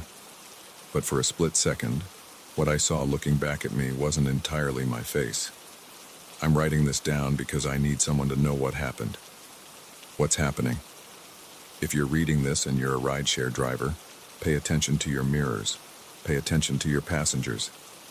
And if someone gets in your car knowing things they shouldn't know, things they couldn't know, don't engage, don't ask questions, just drive. Drive as fast as you can. Drive until the sun comes up, because the night belongs to them now. And apparently, so do I.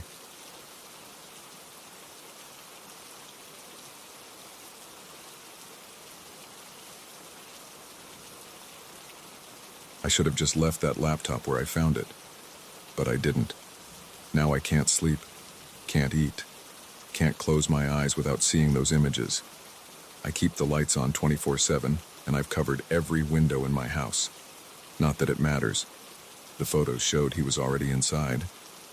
It started 3 weeks ago at Murphy's Coffee on 7th Street. I was there like every other Tuesday morning, sipping my usual dark roast, when I noticed the black laptop sitting abandoned at the corner table. It sat there for over an hour. Nobody came to claim it. I asked Sarah, the barista who knows my order by heart, if anyone had reported a missing laptop. She shrugged and said it had been there since her shift started at 6 a.m. By closing time at 2 p.m., it was still there. Sarah was about to put it in the lost and found box.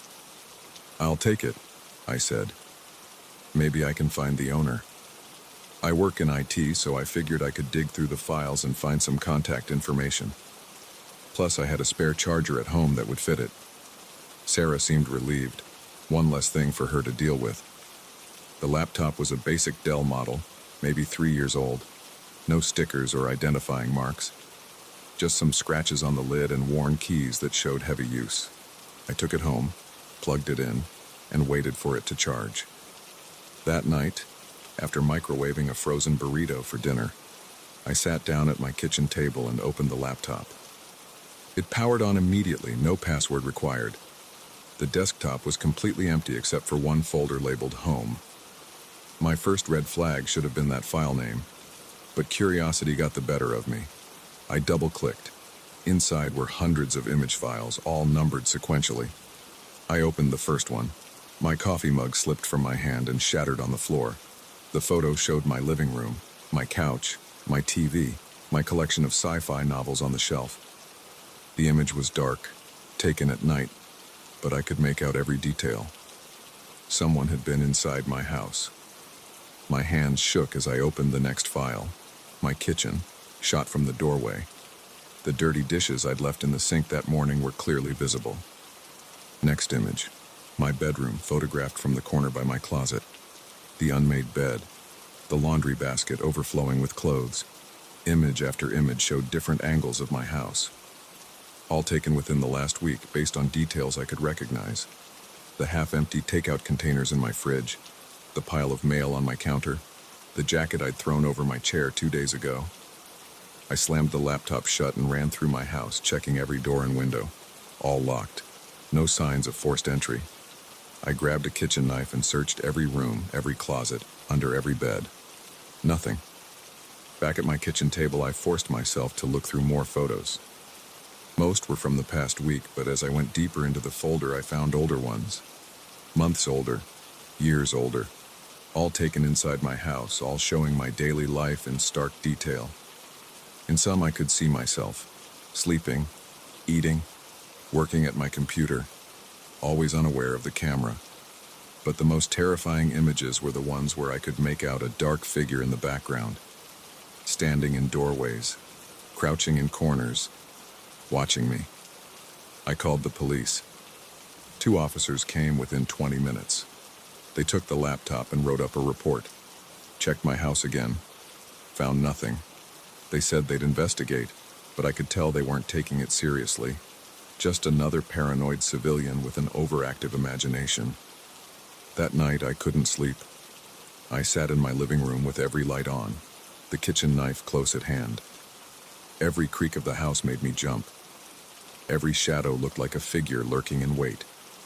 The next morning, I bought new locks for every door and window, installed a security system, set up motion sensor cameras, changed my daily routine. Started sleeping at different times, in different rooms, but it didn't matter. 3 days later, I got an email from an address I didn't recognize. The subject line was home. Inside were new photos, me installing the locks, me setting up the cameras, me sleeping on my couch the night before, knife in hand. I moved to a hotel. The photos kept coming. Me checking in at the front desk, me in my room. Always from angles that seemed impossible, from inside walls, from above the ceiling, from places no camera could be hidden. I stopped going to work, stopped answering my phone, spent days researching everyone who'd lived in my house before me, everyone who might have access. Found nothing suspicious. The email attachments continued. Daily life captured in brutal detail. And in each set of photos, that dark figure appeared more clearly, closer, more distinct. Sometimes right behind me, close enough to touch. Yesterday, I got the worst email yet. Just one photo, taken in my hotel bathroom. I was brushing my teeth, looking in the mirror. And there, reflected clearly behind me, stood a tall figure in black. But when I spun around, the bathroom was empty. I'm writing this now from another hotel, in another city. I haven't slept in 72 hours. The laptop is gone, but the photos keep coming. Every few hours, my phone chimes with a new email. I don't open them anymore, but the subject lines tell me enough. Still watching. Always here. Can't hide. The police say they're working on it. They traced the laptop. It belonged to a man who died 3 years ago. Heart attack in his sleep. He lived in my house before me. They're investigating his connections, his history, but they won't find anything. I know they won't. Because I finally remembered something. A detail so small I'd forgotten it until now. 3 years ago, when I first toured the house before buying it, the real estate agent mentioned the previous owner had died there. She said his body wasn't found for days. When they finally discovered him, he was sitting at his desk, laptop open. The coroner said he died of natural causes, but his face was frozen in an expression of absolute terror. And his computer? It was completely wiped clean, except for one empty folder labeled home. I'm checking out of this hotel tomorrow, going somewhere else. Not that it matters. The photos will follow me. They always do. And sooner or later, that figure in black will step out of the shadows and into the light. But maybe that's what it wants. Maybe that's what all of this has been building toward. An audience, a witness, someone to see it, finally, after all these years of watching. So I'm leaving this laptop open tonight. Camera pointed at my bed.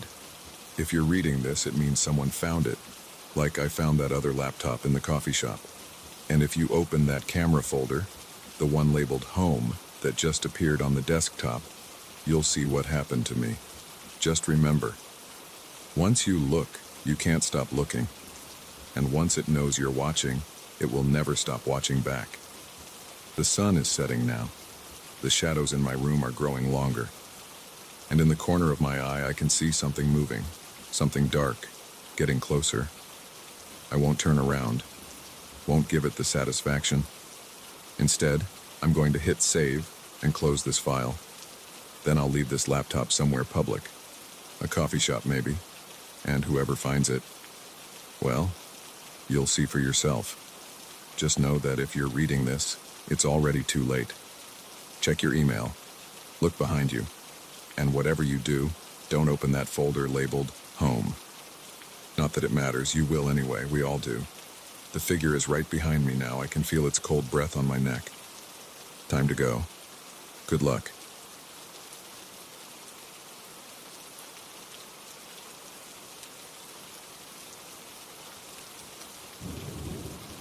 The first spot appeared 3 weeks ago.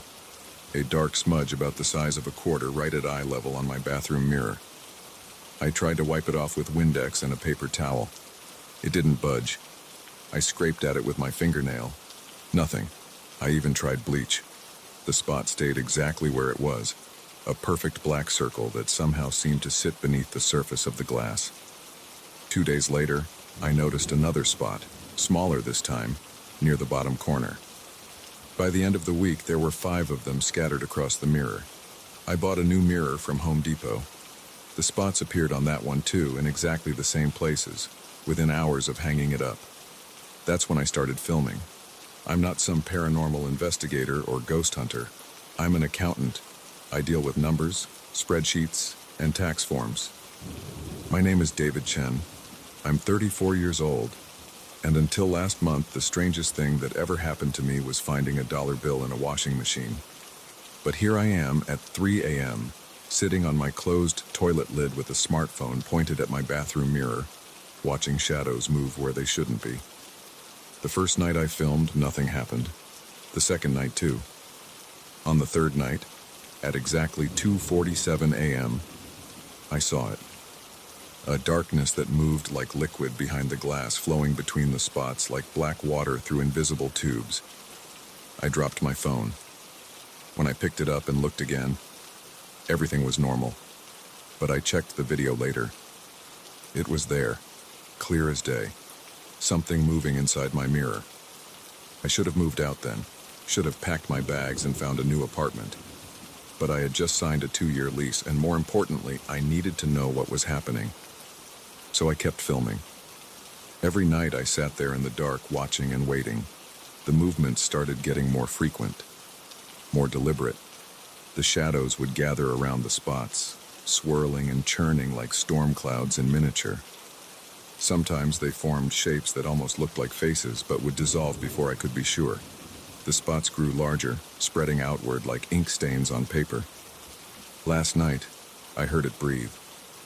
I was sitting in my usual spot, phone in hand, when a sound like someone slowly letting out air through their teeth came from the mirror. My arms broke out in goosebumps. The hair on the back of my neck stood up. The bathroom suddenly felt 10 degrees colder. The shadows were moving again, but different this time. They gathered in the center of the mirror, coalescing into a mass about the size of a basketball. As I watched, frozen in place, the mass began to bulge outward. The surface of the mirror stretched like plastic wrap, forming a bubble that pushed further and further into my bathroom. My hands shook so bad I could barely hold the phone. Sweat ran down my back. My heart pounded so hard I could feel it in my throat. But I kept filming. The bubble grew until it was about 6 inches out from the mirror's surface. Then it started to take shape. A head, shoulders, arms, a torso.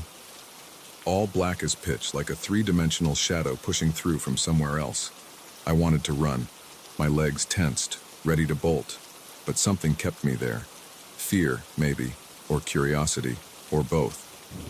The figure's head turned toward me. Where its face should have been, there was only darkness, but I knew it was looking at me. I could feel its attention like a physical weight on my skin. Then it spoke. The sound was like gravel being crushed. Like static on an old radio, like 1,000 whispers layered on top of each other. Finally, it said. Someone who sees. I dropped the phone again. This time when I picked it up, the figure was gone. The spots were gone too. The mirror looked completely normal, but I knew it wasn't over. The next day, I called in sick to work. I spent hours researching mirrors, hauntings, shadow creatures. I found nothing that matched what I had seen.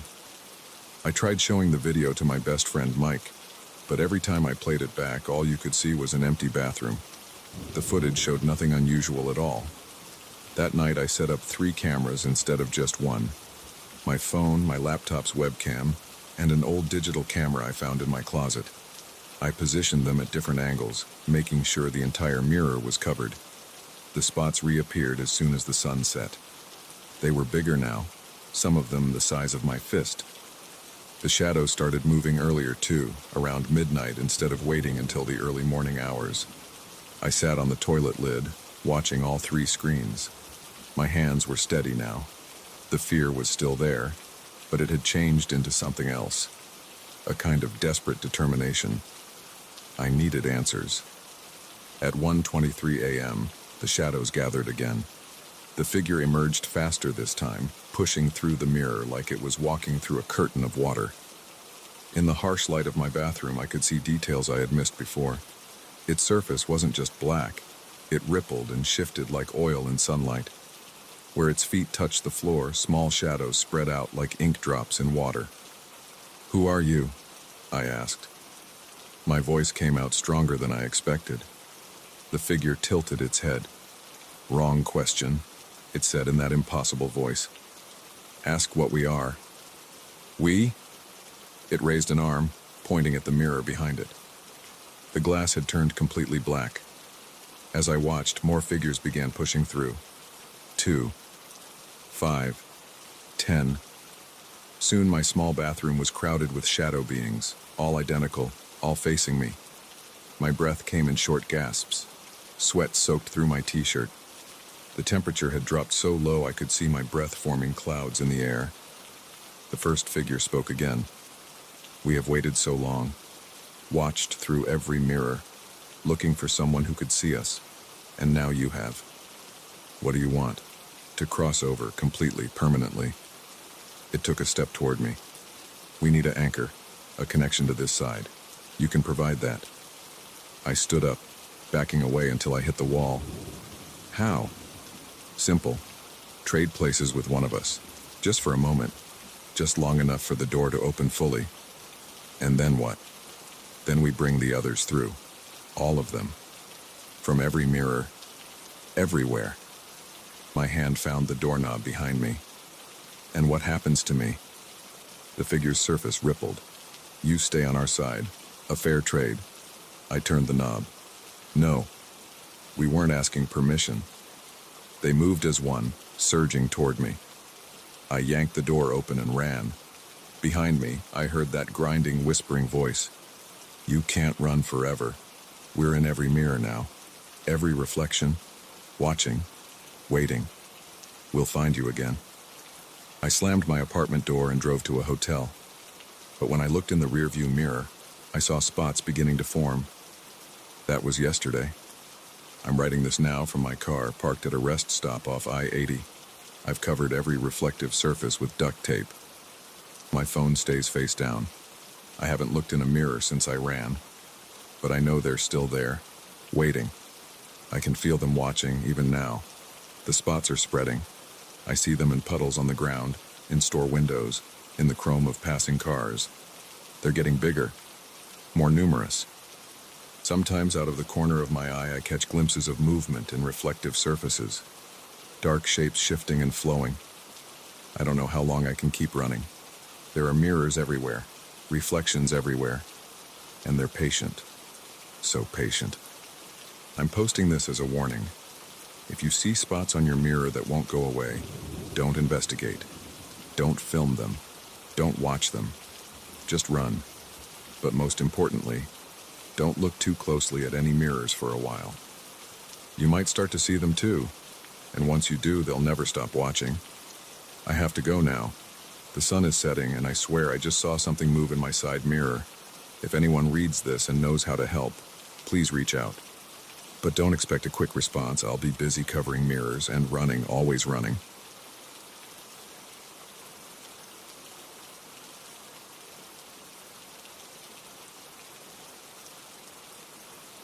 The first tap came at 2:17 a.m. on Route 23, about 40 miles outside of Millbrook.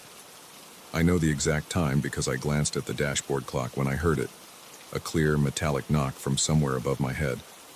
I gripped the steering wheel harder and pressed the gas pedal, pushing my old Camry faster through the darkness. But I already knew it wouldn't help.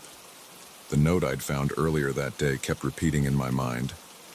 "I'm here. Let me back up 12 hours. I'd taken my car to Pete's auto shop that morning for its annual inspection. Nothing special, just routine maintenance I'd been putting off for weeks. The place was exactly what you'd expect. Concrete floor stained with oil, tools everywhere, calendar with muscle cars on the wall. Pete himself was under another car when I walked in, just his legs sticking out. "Be right with you, sir," he called out, his voice muffled. I stood there breathing in the sharp smell of motor oil and rubber, checking messages on my phone while I waited. 5 minutes later, Pete rolled out from under the car, wiping his hands on a red shop rag. "What can I do for you today?" I handed him my keys. "Just need the annual inspection, and maybe check the brakes. They've been squeaking a bit. Sure thing. Should take about 3 hours.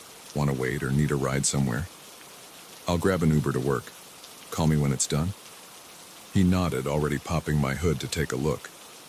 The call came at 1:30 p.m. Mr. Davidson, your car's ready. Found a few minor issues. Serpentine belts getting worn. Brake pads needed replacing. Oh, and you might want to clean out your glove compartment.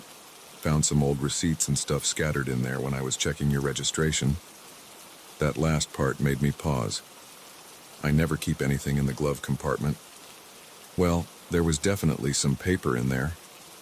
Anyway, total comes to $247, $50 whenever you're ready to pick it up. I took another Uber to the shop after work. Pete was closing up when I arrived, but he'd left my keys at the front desk.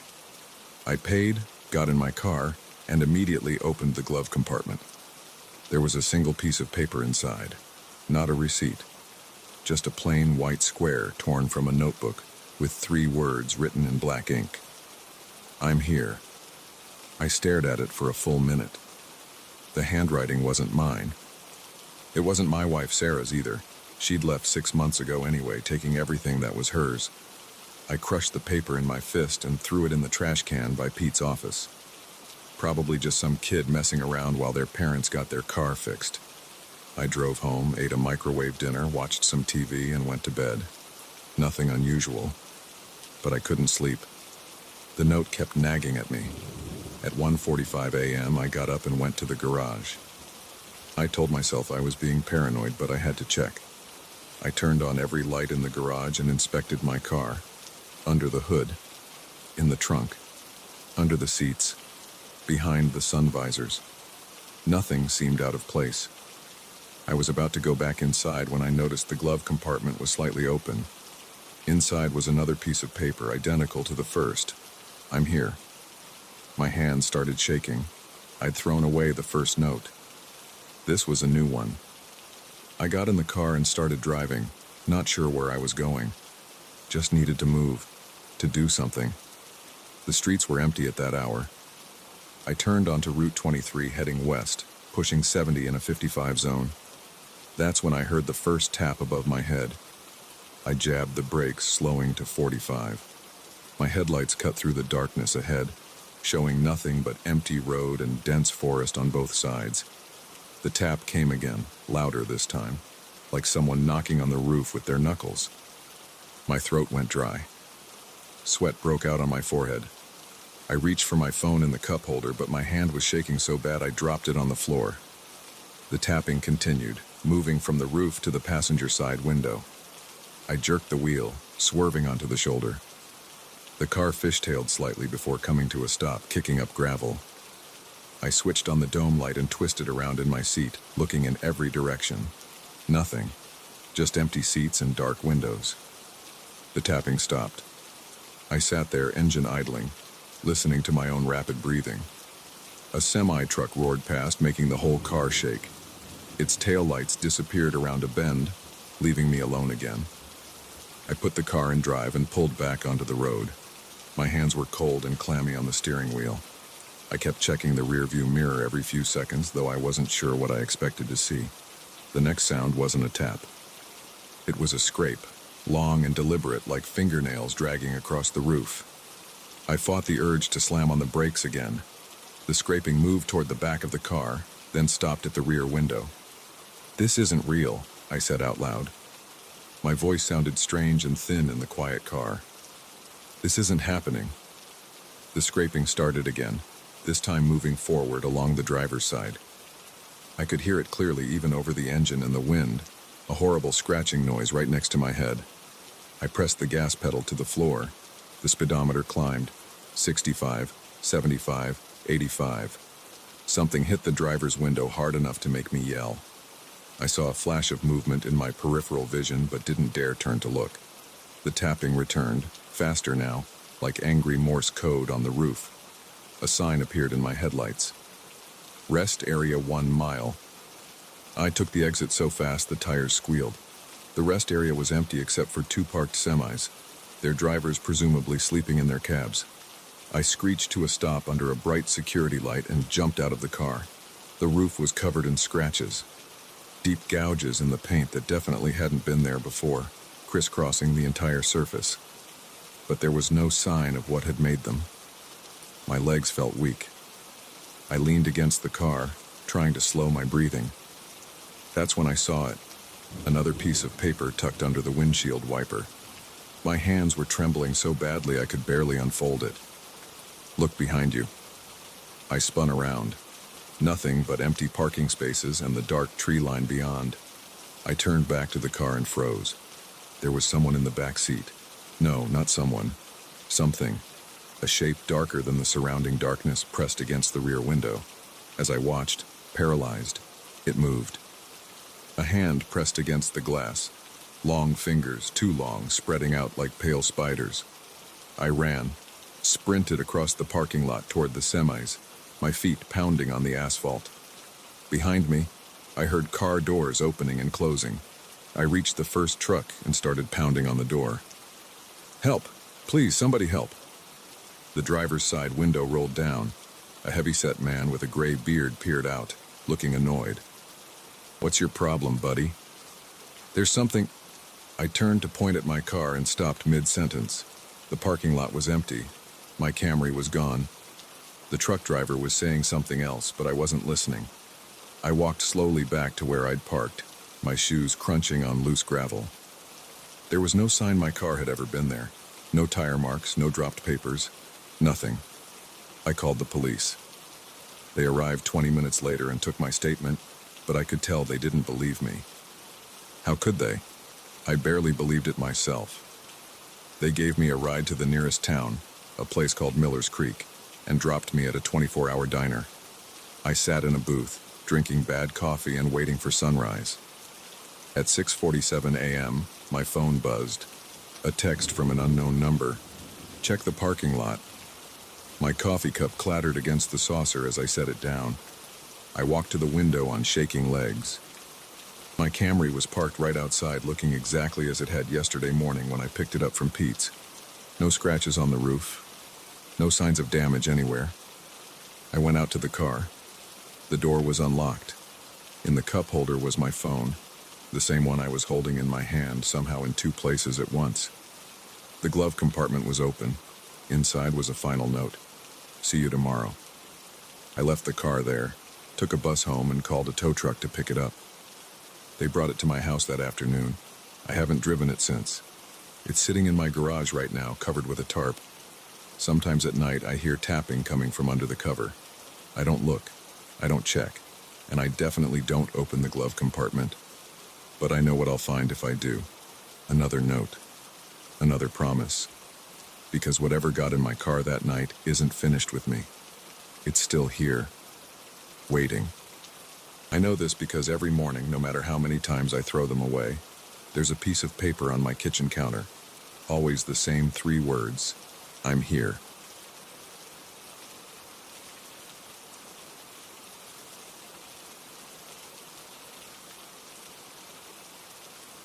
The banging woke me up at 3 a.m. again. That damn iron gate. I lay in bed, listening to its hinges creak in the wind. Except there was no wind tonight, just like there hadn't been any wind the previous 6 nights when it had opened on its own. I bought this house for a steal 2 months ago. The real estate agent didn't mention anything about a gate that wouldn't stay shut. She probably thought it was just loose hardware. That's what I thought too at first. I remember the morning after I moved in. I went out to get the newspaper and found the gate wide open. I checked the latch. It was solid iron, probably original to the house. I closed it, made sure it clicked shut, and went to work. When I came home that evening, it was open again. I figured kids in the neighborhood were messing around, so I added a padlock. The next morning, open. I replaced the padlock with a bigger one. Open. Added a chain. Open. Installed a security camera. The footage showed the gate swinging open at 3 a.m., but no one touching it. The infrared sensor didn't pick up any heat signatures either. Just the gate, swinging open like someone had pushed it, then staying that way until I closed it in the morning. Tonight was different. Tonight I wasn't going back to sleep. I'd been lying awake every night for the past week, listening to that metallic creak, too scared to look outside. but fear and lack of sleep had worn down my patience. I needed answers. I got out of bed, my bare feet silent on the hardwood floor. The house was cold, colder than it should have been with the heater running. My breath came out in white puffs as I crept down the hallway to my home office. The window there gave me a clear view of the front yard and the gate. The security light cast yellow circles on the dead grass. The gate stood closed, its black iron bars throwing long shadows across the yard. My hands gripped the windowsill as I waited. The digital clock on my desk read 2:57 a.m. At exactly 3 a.m., the temperature dropped another 10 degrees. I could feel it on my skin, like stepping into a walk-in freezer. The security light flickered once, twice. The gate's latch clicked. I pressed my face against the cold glass. The gate began to swing open, moving slowly and smoothly, like it was being pushed by an invisible hand. The hinges didn't make a sound this time. That's when I saw it. A dark figure standing just beyond the gate. It was tall, maybe 6.5 feet, and completely black, like a hole cut out of the night. It had a human shape, but something was wrong with its proportions. Its arms hung too low, nearly touching the ground. Its head sat too far forward on its shoulders. The figure reached out with one of those too long arms. Its hand wrapped around one of the gate's bars. I could see its fingers. There were too many of them, and they were too long, too thin. It pulled the gate open the rest of the way and stepped onto my property. My breath froze in my lungs. The figure walked up the path toward my front door. Its movements were smooth, almost gliding. Its feet didn't seem to touch the ground. As it passed under the security light, I saw that it wasn't just black. It absorbed the light around it, like a walking shadow. I should have run.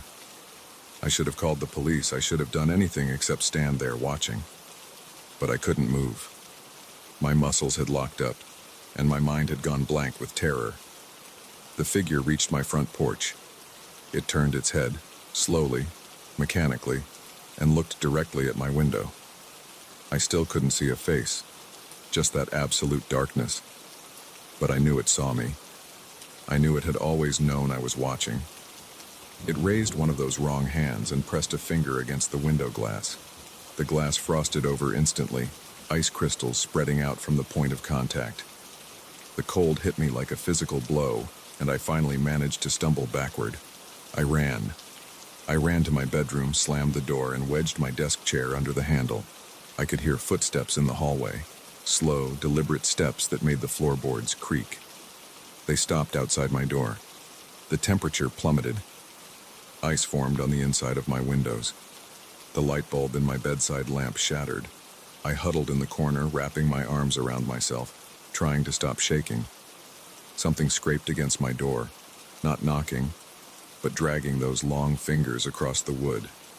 The sound went on, getting lower and lower, until it was below the range of human hearing. I could feel it in my bones. The doorknob turned. The chair legs scraped against the floor as something pushed against the door. Wood splintered. The chair held, but I knew it wouldn't for long. I fumbled for my phone with numb fingers. Who would I even call? What would I say? Hello, police? There's a shadow person trying to break into my bedroom. They'd think I was crazy or drunk. The pressure on the door suddenly released.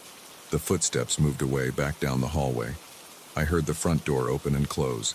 Through my frosted window, I saw the figure walk back down the path, through the gate. It turned, closed the gate carefully behind it, and vanished. I didn't sleep that night, or the next night, or the night after that. I stayed at a hotel for a week, but I had to come back eventually. I couldn't afford to keep paying for rooms, and I couldn't sell the house. Who would buy it after I told them about the gate? So I started sleeping during the day and staying awake at night. I installed more security cameras, motion sensors, infrared detectors. I bought an electronic lock for the gate that required a fingerprint to open. None of it mattered. Every night at 3 a.m. the gate would open. The figure would walk up to my house, try my door, and leave. I started researching the house's history. The previous owner had died here. Heart attack, according to the official records. Before him, a family had lived here for 20 years without incident. Before them, Another family, also no problems reported. But when I dug deeper, I found something interesting. The original owner, the one who built the house in 1887, had been a judge. A hanging judge, they called him. He'd sentenced 27 men to death during his career. And according to local legend, he'd had a special routine. Every night at 3 a.m., he'd walk out to check his gate, making sure it was locked. He was paranoid about escaped convicts coming for revenge. They found him dead by that gate one morning. The official cause of death was a heart attack, but his face was frozen in an expression of terror. The gate was wide open. That was 3 months ago. I still live in the house. I still hear the gate open every night at 3 a.m. I still see the figure walk up to my door, try to get in and leave. I've gotten used to it in a way. It's just part of my routine now. Wake up at sunset, check the cameras, make coffee, wait for my visitor. Sometimes I think about trying to talk to it, to ask it what it wants. But then I remember those 2 long fingers on my window, that faceless head turning to look at me, and I stay quiet. The gate is closed right now. The sun is setting. In a few hours it will open again. The figure will come again. And I'll be watching, just like I watch every night, wondering if tonight will be the night it finds a way in. I've thought about removing the gate entirely, but something tells me that would only make things worse. The gate seems to be containing something, limiting it somehow. It can only come when the gate opens, and it always has to leave when it closes. If I took away that boundary, I don't want to think about what might happen, so I leave the gate up. I watch it open every night. I listen to those footsteps on my porch, and I wait, knowing that sooner or later, something will have to change. Either the figure will stop coming, or it will find a way in. Or maybe I'll finally work up the courage to face it. But until then, I sit in my office every night watching through my window. The security light flickers, the temperature drops, the latch clicks, and the gate swings open. Last night, something different happened. The figure came as usual, but instead of trying my door, it stood on the porch for a long time. Then it turned and looked at my window again. This time I didn't look away. We stayed like that for what felt like hours, though my clock only showed minutes passing. Then it raised its hand and waved. A simple, almost friendly gesture, completely at odds with its otherworldly appearance. Before I could process what I was seeing, it turned and left, closing the gate behind it as always. I don't know what that means. I don't know if it's trying to communicate, or if it's just toying with me. But I know I'll be at my window again tonight, watching, waiting, wondering if it will wave again. The sun has almost set now. My coffee is getting cold. The gate stands closed, innocent in the fading light. But I can feel the night coming. And with it, my visitor. Sometimes I catch myself checking the gate during the day, making sure it's still there, still solid. It looks different in sunlight. Just an old iron gate, nothing special about it. The kind of gate you'd see in any historic neighborhood. But I know better now. I know what it becomes at night. The real estate agent called me last week. She asked if I was happy with the house, if everything was working out. I told her yes. What else could I say? I've stopped trying to tell people about what happens here. They either don't believe me or they suggest psychiatric help, so I keep it to myself. I maintain my nocturnal schedule. I watch the gate every night, and I wonder how long this can go on. Will I spend the rest of my life this way, a prisoner in my own home? Will I eventually snap and try to confront the figure? Or will it finally get tired of our nightly routine and find a way past my door? The sun has set completely now. The security light has clicked on, casting those familiar yellow circles on my dead lawn. In a few hours, the gate will open. My visitor will come, and I'll be watching, just like always. Maybe tonight will be different. Maybe tonight I'll learn why it comes here. Maybe tonight will be the night everything changes. Or maybe it will be just another night of watching and waiting, adding another entry to my growing log of visits. Another sleepless night in a house that never feels quite like home. The gate stands closed. For now.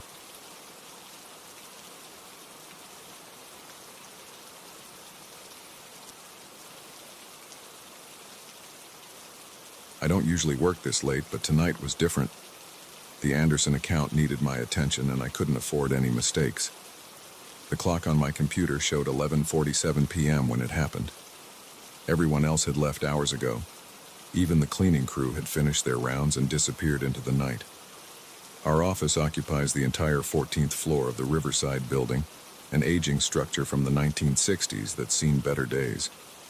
During the day, it's filled with the usual sounds of business: phones ringing, keyboards clicking, people talking. But at night, it becomes something else entirely. I was hunched over my desk, reviewing spreadsheets, when I heard it. A phone ringing. Not the modern digital ring of our office phones, but an old-fashioned bell ring, the kind you'd hear in movies from the 1950s. It was coming from down the hall. My neck tensed up. That section of the office had been abandoned since the company downsized 3 years ago. We used it for storage now. Old furniture, broken equipment, files nobody needed anymore. Nobody had any reason to put a working phone there. The ringing continued. 4 rings. 5. 6. Each ring sent a jolt through my spine. I stood up, my chair squeaking against the floor. The fluorescent lights hummed overhead as I walked toward the sound. My footsteps echoed on the thin carpet. With each step, my heart beat faster. The storage area door was closed. I hadn't opened it in months. The brass handle felt cold against my palm as I turned it. The door creaked. We never oiled these hinges anymore. The ringing got louder. In the darkness, I could make out shapes of stacked chairs and filing cabinets. The phone rang again, and now I could pinpoint its location. It was coming from behind a pile of old desk partitions. I pulled out my phone and switched on its flashlight. The beam cut through the darkness, revealing dust particles floating in the air. The ringing seemed to get more urgent. Moving around the partition, I saw it, an old black rotary phone sitting on a desk pushed against the wall. It was one of those heavy bell telephones from decades ago, its coiled cord gray with dust.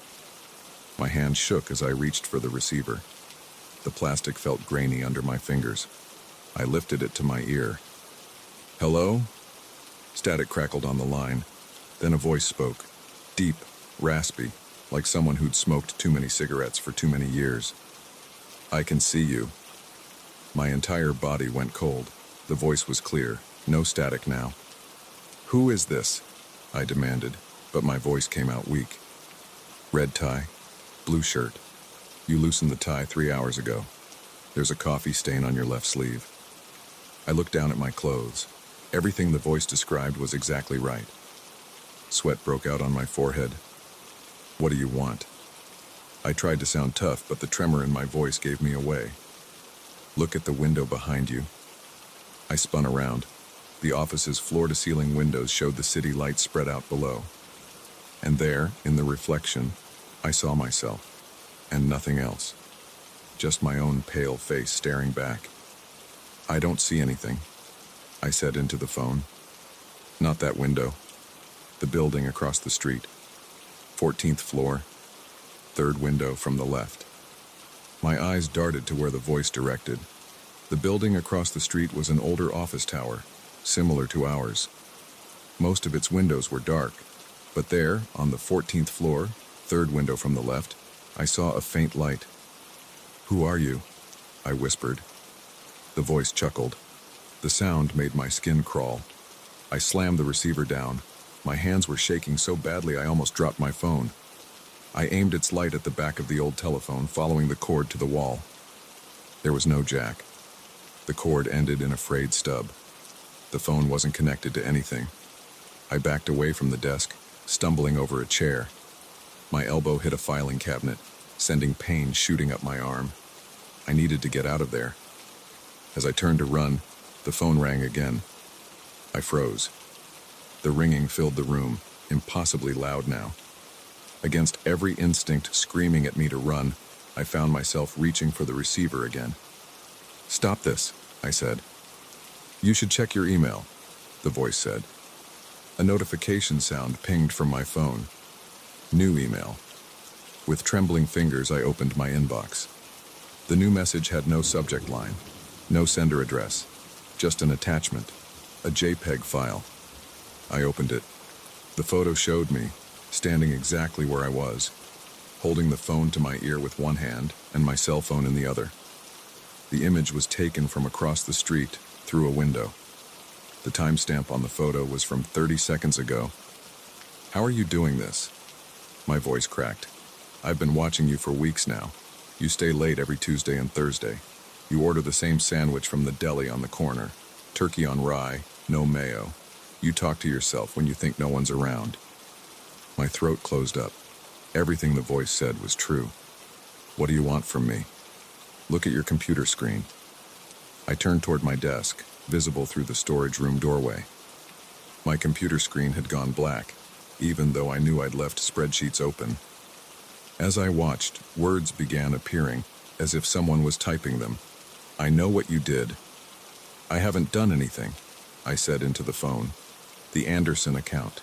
The numbers you've been changing. The money you've been moving. Did you think nobody would notice?" My stomach dropped. The voice was right. I'd been cooking the books for months, siphoning small amounts into an offshore account. Small enough that I thought no one would catch it. "How did you—" "The question isn't how I know," the voice interrupted.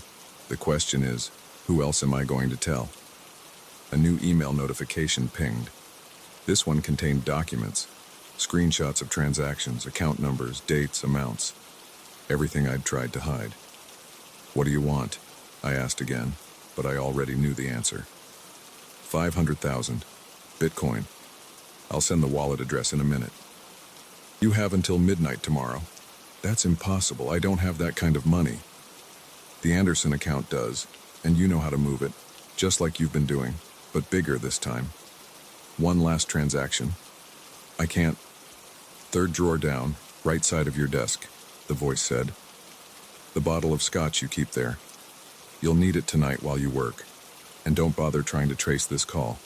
You already saw the phone isn't connected." The line went dead.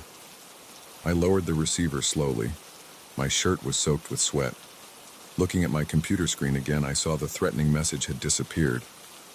My spreadsheets were back, showing the Anderson account I'd been manipulating. Another email arrived. Just a string of numbers and letters, a Bitcoin wallet address. I walked to my desk on shaky legs, opened the third drawer on the right. The bottle of scotch was there, just where the voice said it would be. My phone buzzed with a text message from an unknown number. "The clock is ticking, and I'm still watching." I looked at the window, at the building across the street. The light in that window was gone now, but I knew someone was there, in the darkness, watching. They had evidence of everything I'd done, everything I'd tried to hide. I opened the scotch bottle and poured a generous amount into my coffee mug. The voice was right. I'd need it tonight. I had work to do, numbers to change, money to move. Bigger numbers this time. One last transaction. As I pulled up the Anderson account files, my phone buzzed again. "Smart choice. Don't forget, midnight tomorrow. And remember." I looked up at the window. "I can see you." I worked through the night, the scotch burning in my throat, my fingers flying over the keyboard as I committed bigger crimes to cover smaller ones. The phone in the storage room never rang again. It didn't need to. The voice had made its point. When dawn came, I was still at my desk, the bottle nearly empty, the transactions complete. $500,000, converted to Bitcoin, waiting to be transferred. I'd bought myself another day of freedom, but I knew it wouldn't end here. Someone had been watching me, recording everything. They knew my patterns, my habits, my secrets. As I packed up my things, a final email arrived. No sender address, no subject line. Just 3 words. "See you tomorrow." I looked at the window one last time before leaving. The morning sun reflected off the building across the street, making it impossible to see inside that window on the 14th floor. But I knew someone was there. Someone was always there now. The old phone sat silent in the storage room as I walked past, its disconnected cord a reminder that some things don't need wires to reach out and grab you. Some things just need to watch and wait and know your secrets. I left the office with the taste of scotch in my mouth and fear in my gut. I had 24 hours to figure out my next move. But with every step I took, every corner I turned, I felt eyes on me. And somewhere, in an office across the street, someone was watching, waiting for midnight. The security guard nodded as I passed through the lobby. "Working late again, Mr. Thompson?" I forced a smile. "You know how it is, Joe. Some things just can't wait till morning." If he noticed my rumpled clothes or the smell of scotch, he didn't mention it. I pushed through the revolving door into the early morning air, joining the first wave of commuters heading to work. They all looked so normal, so unburdened. None of them knew what it felt like to be watched, to have their secrets exposed, to be caught in a trap of their own making. My phone buzzed one last time as I reached my car. Another unknown number. "Drive safe. I'd hate for anything to happen to you before our deadline." I started the engine and pulled out into traffic, checking my rearview mirror every few seconds. The building grew smaller behind me, but I couldn't shake the feeling of being watched. The voice had said they'd been watching for weeks. How many other things did they know? How many other secrets were they waiting to reveal? I had 24 hours to find out. 24 hours before I had to make a choice. Pay the money and hope they'd disappear, or what? Go to the police? Turn myself in? Every option led to disaster. The morning sun filled my windshield, but I felt cold. Somewhere in the city, someone was watching me through a lens, recording my movements, collecting my secrets. And all I could do was wait for midnight, when the old phone would ring again with its impossible connection, and the voice would tell me what came next. Some things don't need wires to destroy you. They just need to watch and wait and know exactly where to strike.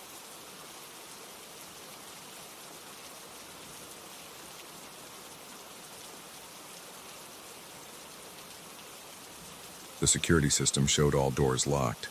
The cameras revealed nothing unusual. The police found no signs of forced entry. But I know what I saw that night, and those wet footprints leading to my front door couldn't have appeared by themselves.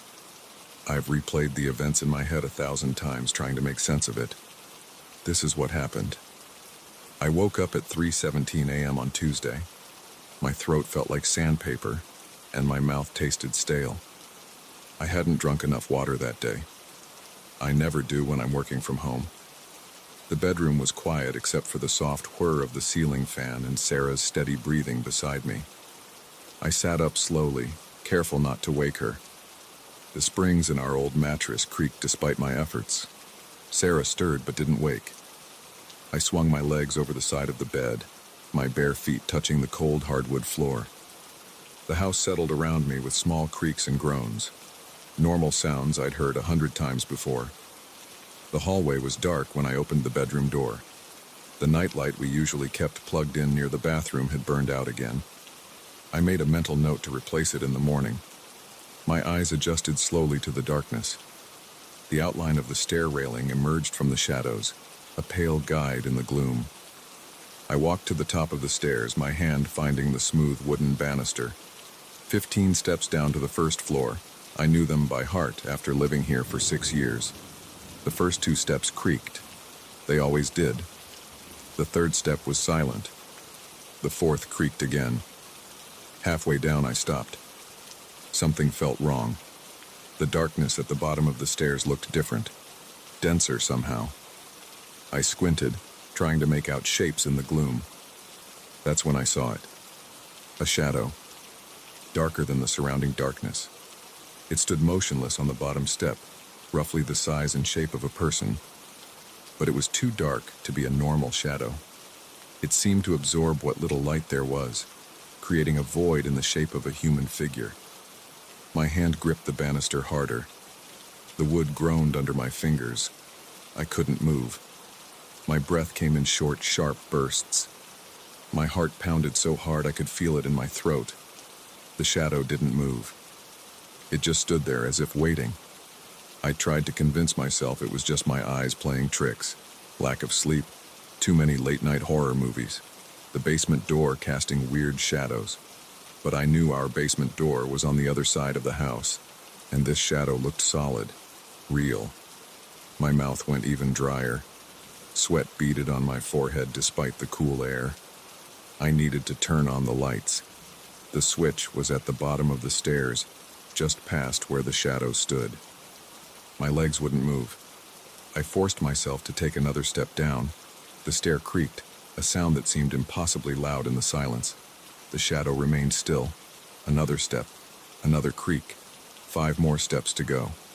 The shadow stayed where it was, but I could have sworn it grew slightly darker. 4 steps left. My palms were sweating now, slipping slightly on the banister. 3 steps. My heart was beating so fast I thought it might explode. 2 steps. I could feel the cold radiating from the shadow figure. 1 step. I lunged for the light switch, my hand slapping against the wall. Light flooded the stairwell. The shadow vanished instantly like it had never been there at all. I stood frozen, gasping for breath, my hand still pressed against the switch. The stairwell looked normal. No sign of any intruder. No strange shadows. Just the familiar beige walls, hardwood steps, and white painted banister. I let out a shaky breath and tried to slow my racing heart. That's when I noticed the footprints. Wet footprints marked the hardwood floor, leading from the bottom step to the front door. They were clearly defined, the shape of bare human feet, water darkening the wood. I followed them with my eyes. They went straight to the front door, which was still locked with both deadbolts engaged. I checked the door. The chain was still latched. Both deadbolts were secure. The security system's LED display showed green, no breaches, all sensors intact. I touched one of the footprints. The wood was definitely wet. My hands shook as I pulled out my phone and opened the security app. The camera feed showed nothing unusual in the last few hours. Just an empty foyer. No sign of any intruder. No shadow figure. But the footprints were right there in front of me, water slowly seeping into the wood. I ran back upstairs, taking the steps 2 at a time. I burst into our bedroom, startling Sarah awake. "What's wrong?" she asked, sitting up and rubbing her eyes. "Are you okay?" "Call the police," I said, already dialing 911 myself. "There's someone in the house. Or there was. I don't know." The police arrived 12 minutes later. 2 officers swept the house while I explained what happened. They found nothing. No signs of forced entry. No evidence anyone had been in the house. Even the wet footprints had mostly dried by then, leaving only faint marks on the wood. "Your security system's been armed all night," one officer said, checking the control panel. "No alerts, no sensor trips. All windows are locked from the inside. Both door deadbolts were engaged when we got here." "But the footprints," I insisted. "They were wet. And I saw something on the stairs." The officers exchanged looks. I knew how it sounded, but I hadn't imagined it. The shadow had been real. The footprints had been real. They took my statement and left, promising to patrol the area more frequently for the next few nights. Sarah tried to convince me it was just stress, lack of sleep, an overactive imagination. Maybe she was right. But I couldn't shake the feeling of wrongness that lingered in the house. I didn't sleep the rest of that night. I sat in the living room with all the lights on, watching the security camera feeds on my laptop. Nothing unusual appeared. The house stayed quiet. But every few minutes my eyes were drawn to the front door, where faint marks still showed where the wet footprints had been. The next day, I installed more security cameras and motion sensors. I replaced every light bulb in the house with brighter ones. I even hired a locksmith to add a 3rd deadbolt to the front door. Sarah thought I was overreacting, but she didn't argue. She hadn't seen what I saw. 3 days passed without incident. The security system recorded nothing unusual. The new cameras showed only empty rooms and hallways. The motion sensors stayed quiet. I started to think maybe Sarah was right. Maybe it had been stress or exhaustion playing tricks on my mind. Then came Friday night. I was working late in my home office, trying to finish a project due Monday. Sarah had gone to bed hours ago. The house was silent except for the soft clicking of my keyboard and the hum of my computer. At 2:43 a.m., the temperature in my office dropped suddenly. I could see my breath in the air. The computer screen flickered once, twice, then stabilized. That's when I heard it. Footsteps on the stairs. Slow, wet sounds, like someone walking with soaked feet. My whole body went cold. The footsteps continued, one at a time, moving down the stairs. I pulled up the security camera feeds on my second monitor. The stairwell camera showed an empty staircase, but I could still hear the wet footsteps. Step, step, step. I switched to the foyer camera. Nothing there either, but the footsteps kept coming. My hands shook as I reached for my phone to call the police again. The footsteps reached the bottom of the stairs. Then silence. I held my breath, straining to hear any sound. The temperature dropped even lower. Frost began forming on my office window, on the inside. A shadow passed by my office door. Not a normal shadow cast by something moving in the hallway. This was the same darkness I'd seen on the stairs, a void in the shape of a person. It paused outside my door. I could feel it waiting there. The door handle began to turn slowly. I watched, paralyzed, as it rotated degree by degree. The latch clicked. The door swung open. Nothing stood in the doorway. But the darkness there was wrong, deeper than it should have been. And it was moving, flowing into my office like black smoke, but keeping its human shape. I scrambled backward, knocking over my chair. My phone clattered to the floor. The shadow figure took another step forward. The temperature plummeted. My teeth started chattering. The shadow raised what might have been an arm, reaching toward me. I lunged for the light switch. My fingers found it, flipped it up. Bright light flooded the office. The shadow vanished instantly. The temperature began rising immediately. I stood there shaking, my back pressed against the wall, staring at the empty doorway. Wet footprints led from the stairs to my office door. As I watched, they began to dry and fade, disappearing like they'd never been there at all. I checked the security footage again. The cameras showed nothing, just empty hallways and stairs. But when I played back the audio, I could hear the wet footsteps clear as day. I woke Sarah and told her what happened. This time she believed me. She'd heard the footsteps in her sleep, she said, but thought she'd been dreaming. We packed a bag and went to stay with her parents. The police came again the next day. Again, they found nothing. No signs of forced entry. No evidence anyone had been in the house. The security system hadn't registered any breaches. The cameras had recorded nothing unusual. We hired a private security company to sweep the house. They found nothing. We brought in a plumber to check for water leaks that might explain the wet footprints. He found nothing wrong. We even hired a paranormal investigator, though I felt ridiculous doing it. She spent a night in the house with her equipment but recorded nothing unusual. We moved out 2 weeks later. The house sold quickly. The real estate market was hot and the neighborhood was desirable. We didn't tell the buyers about what happened. What could we say that wouldn't sound crazy? I still check the security cameras sometimes, accessing them remotely through the app we never uninstalled. The new owners haven't reported anything strange. The cameras never show anything unusual. But sometimes, late at night, I swear I can hear wet footsteps through the audio feed. The police never found an explanation for what happened. The security company couldn't explain it. The cameras never caught anything. But I know what I saw. I know what I heard.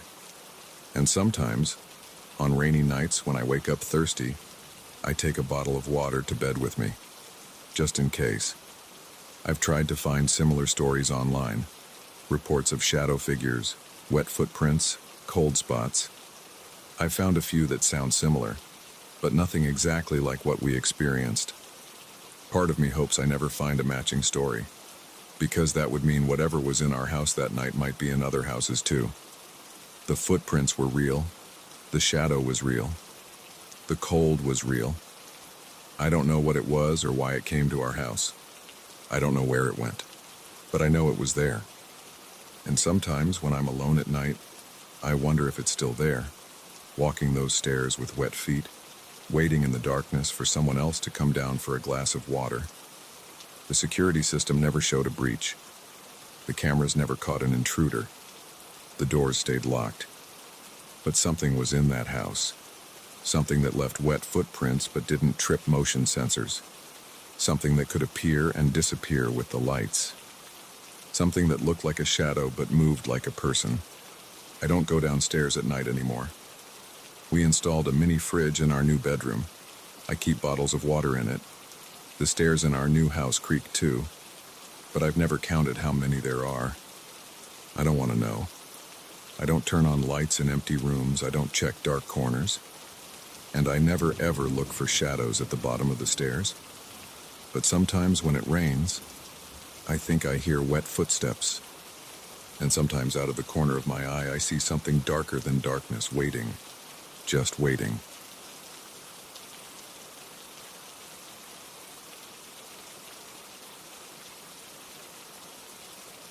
The first time I heard it, I was 400 feet up Victory Wall in the Adirondacks. I yelled, "On belay," and waited for my voice to bounce back. What came instead made my hands go cold on the rope. It was my voice, all right, but wrong. The echo dragged the words out longer than I'd spoken them, dropped them an octave lower, and added pauses I hadn't made. On lay. The sound hit me like a punch to the gut. I've been climbing for 15 years. Done every major wall from El Capitan to Half Dome. Never had vertigo, never lost my nerve. But standing there on that narrow ledge, hearing that twisted version of my own voice, my legs started shaking. "Testing, testing!" I shouted again. Nothing came back, just the wind and distant birds. I pulled out my phone to record, but the moment I hit the red button, complete silence. I tried 5 more times. Same result. Dave, my regular climbing partner, had bailed on this trip last minute. Something about his kid being sick. So here I was, doing a solo climb. First mistake. The rest of that day went normal. I finished the route, got back to my car, drove to the motel. Couldn't shake the feeling something was off, but I chalked it up to being alone. Sleep came hard that night. I kept jerking awake, thinking I heard someone talking. Next morning, I headed to Poco Moonshine Mountain. Easier climbs there, but more isolated. Should have been my second warning sign, going deeper into nowhere after what happened. But I had a week of vacation time, and I wasn't going to waste it because of some weird echo. The approach hike took 2 hours. No other cars in the lot, no other climbers on the trail. Perfect blue sky day, temperature in the mid-60s. I started up a route called the Garter. Simple 5, 8. Nothing technical. Halfway up the first pitch, I needed to check my route. "Route check," I called out. Habit from climbing with partners. The echo came back immediately. "Route. Check. Check. Check." Each repetition deeper, slower, with gaps between words that stretched too long. My hands started sweating. The holds felt greasy. I fumbled for my phone, almost dropped it, finally got the camera rolling. Dead silence. Not even normal echo. "Hello?" I tried. The response hit me from multiple directions. Low, hello. The last one sounded like it came from right behind me. I spun around so fast I scraped my arm on the rock. Nobody there. Of course, nobody there. I was hanging 200 feet up a cliff face. I started climbing faster. My breathing got ragged. Sweat ran into my eyes. I made it to the anchor point and set up my rappel, hands shaking so bad I had to double-check every knot. As I started to lower myself, I said out loud, "Stupid, stupid habit. Rappelling." The echo stretched it out like taffy. Rap, pel, ling, ing, ing. Each iteration darker, deeper, more distorted, like something trying to learn how to speak by copying me but getting it wrong. I hit the ground running, literally running, stumbling over rocks and roots back to the trail. Got to my car, peeled out of there, gravel spraying, drove straight to the nearest town, Lake Placid, and got a room at the Holiday Inn. Sat there all night with the TV on loud, jumping at every sound. Next morning I almost went home, should have gone home, but I've never backed down from a climb, never quit mid-trip. Stupid male ego. So instead, I drove to a different area, Beer Walls. Popular spot, usually crowded. Not that day. Parking lot empty again. But the routes there were short, easy. I could bang out a few quick climbs and still feel like I accomplished something before running away. First climb went fine. No echoes. I started to relax.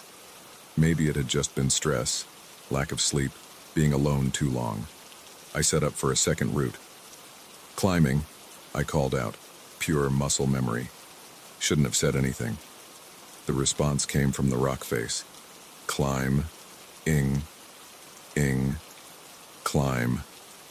The last word sharp, loud, almost angry. My harness suddenly felt too tight. The rock in front of me looked wrong. The holds I'd been about to grab seemed further apart, the angle steeper. I knew it was just panic playing tricks on my eyes, but knowing didn't help. I tried to control my breathing, tried to think rationally, got out my phone again, determined to document this. Hit record, complete silence. "Show yourself," I screamed. Bad move. The echo exploded around me. Show, self, self, self, self.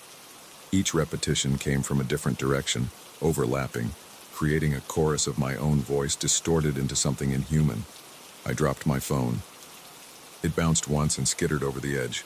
I didn't even watch it fall. I was too busy getting out of there. Back at the hotel, I called Dave, told him everything. He listened quietly, then said what any sane person would say, that I was stressed, tired, probably dehydrated. Told me to come home, get some rest.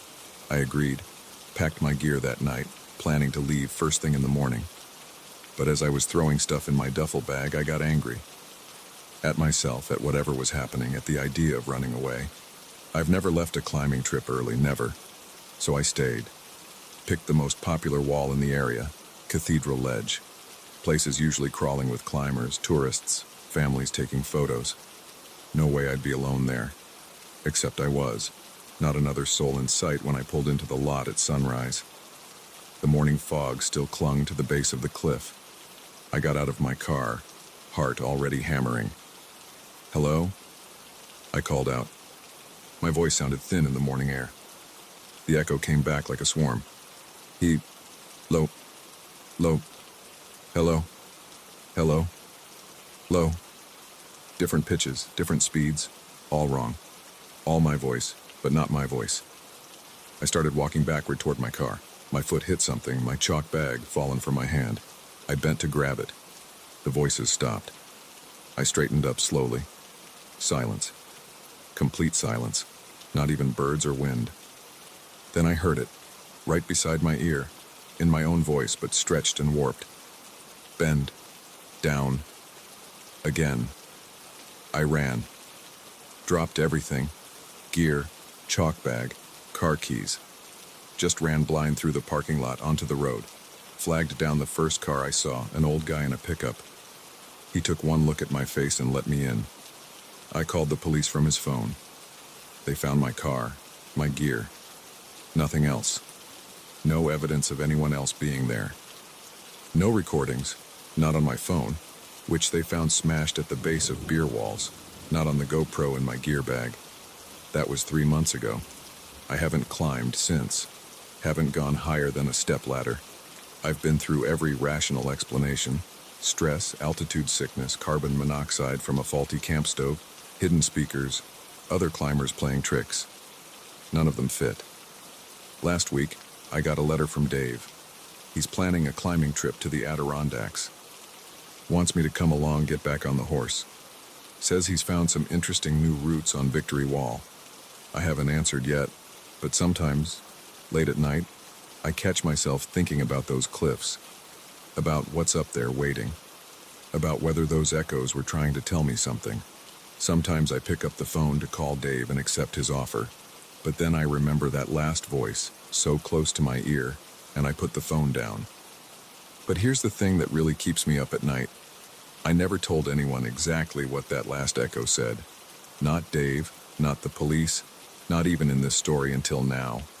Because it didn't just say, "Bend down again." It said, "Bend down again, Mike." I never said my name out loud during that entire trip. I've moved since then, changed my phone number, stopped climbing. But every now and then, when I'm alone in my apartment, I hear something that sounds like an echo, like my own voice coming back wrong. And sometimes, just sometimes, I think about going back, about climbing up that wall one more time, about finally recording that voice, proving I'm not crazy. But then I remember something else. Whatever it was, it learned my name. What else could it learn if I gave it another chance? So I stay away from mountains now. Stay away from cliffs and caves and anywhere else an echo might live. I've learned to stop talking to myself, even in whispers. Because sometimes, when you speak into the void learns how to speak back. Last night, my smoke alarm started beeping. Low battery.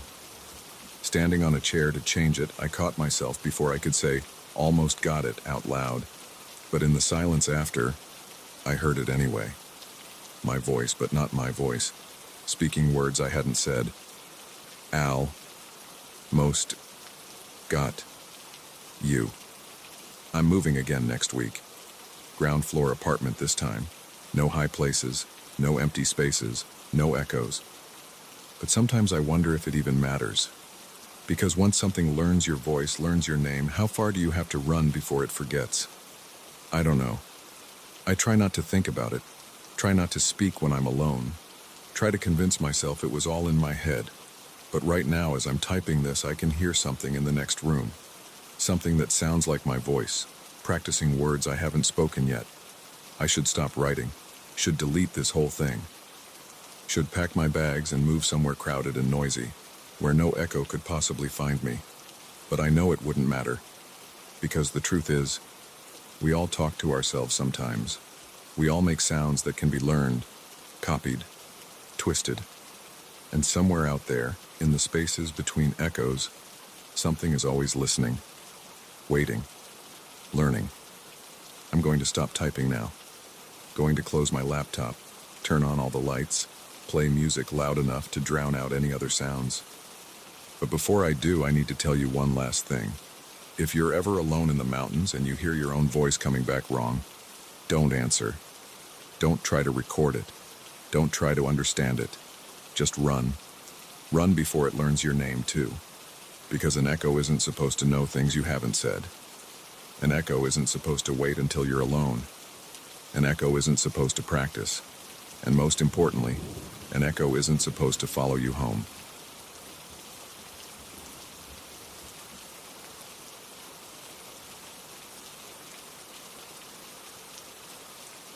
I noticed the clouds had moved when I was eating breakfast on Tuesday morning. Just a slight shift to the right. Barely noticeable, really.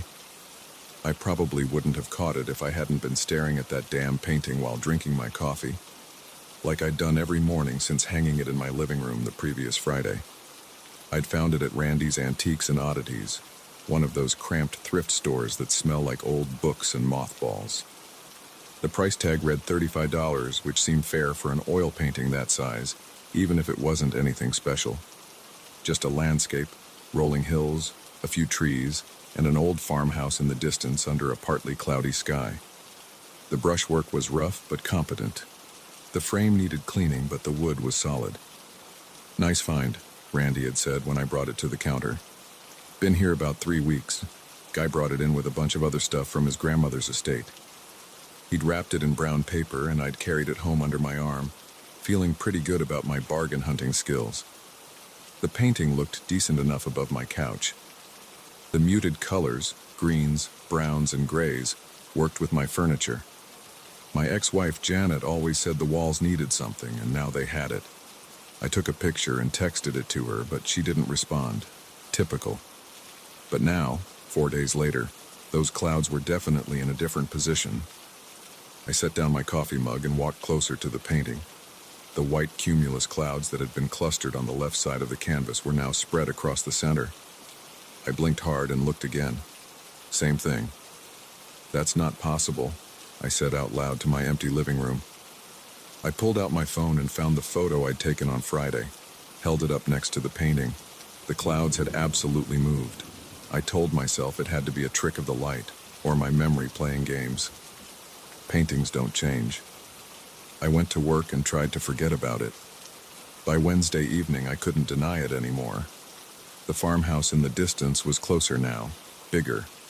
Before, it had been a tiny structure, just a suggestion of a building, really. Now I could make out individual windows, weathered red paint on the siding, missing shingles on the roof. The tree line behind it had thinned out too, revealing more of the structure. I spent an hour taking photos of the painting from different angles, comparing them to my original picture from Friday. The changes were subtle but unmistakable. The landscape was shifting, coming into sharper focus, like someone was slowly adjusting a camera lens. My hands shook as I dialed Randy's number. The shop was closed, but he answered on the fourth ring. "Yeah? Randy, it's Mike Sullivan. I bought a painting from you last Friday, the landscape with the farmhouse." "Oh sure, I remember. Something wrong with it?" "Do you know anything about its history, where it came from, who painted it?" "Like I said, estate sale stuff. The guy who brought it in didn't know much either. His grandmother had it in her attic for years." "Why?" I hesitated. "Have you ever heard of paintings changing?" Silence on the line. Then Randy cleared his throat. "Changing how?" "Never mind. Thanks anyway." I hung up before he could respond. That night I couldn't sleep. I kept getting up to check the painting, turning on lights, taking more photos. Around 3 a.m. I noticed something new. A figure in one of the farmhouse windows. Just a dark shape, but it hadn't been there before. I was sure of it. Thursday morning I called in sick to work. I needed to watch the painting, to document what was happening. I set up my laptop on the coffee table and started a video recording. Hour after hour, nothing seemed to change. But when I played back the footage at high speed, I could see it. The subtle shifts in light and shadow, clouds drifting, branches swaying in a wind I couldn't feel. The figure in the window moved too. It came closer to the glass, became more defined. By sunset, I could make out the shape of a face. Gaunt, hollow-eyed, staring out at me. I should have taken the painting down then. Should have burned it or thrown it in a dumpster. But I couldn't look away. I needed to know what would happen next. Friday morning, the farmhouse filled most of the canvas. The original rolling hills were gone, replaced by dead brown grass and bare earth. The remaining trees were twisted and black, their branches reaching toward a sky that had turned the color of bruised flesh. The face in the window was clearly visible now. An old woman, her skin gray and sunken, her eyes completely black. She was smiling. I spent the day pacing, drinking too much coffee, taking photos and videos. The changes were happening faster now. The dead grass crept closer to the frame. The sky darkened. More faces appeared in other windows, all with the same black eyes, the same horrible smiles. By midnight, I could hear it, a low humming sound coming from the painting, like distant machinery or chanting. When I put my hand near the canvas, the air felt cold and wrong, like the space around it was warped somehow. The faces pressed against their windows, watching me. Their mouths moved, forming words I couldn't quite make out. The humming grew louder. I tried to take the painting down, but my fingers went numb when I touched the frame. The cold spread up my arm, into my chest. I stumbled back, gasping. The front door was frozen shut when I tried to leave. My phone had no signal.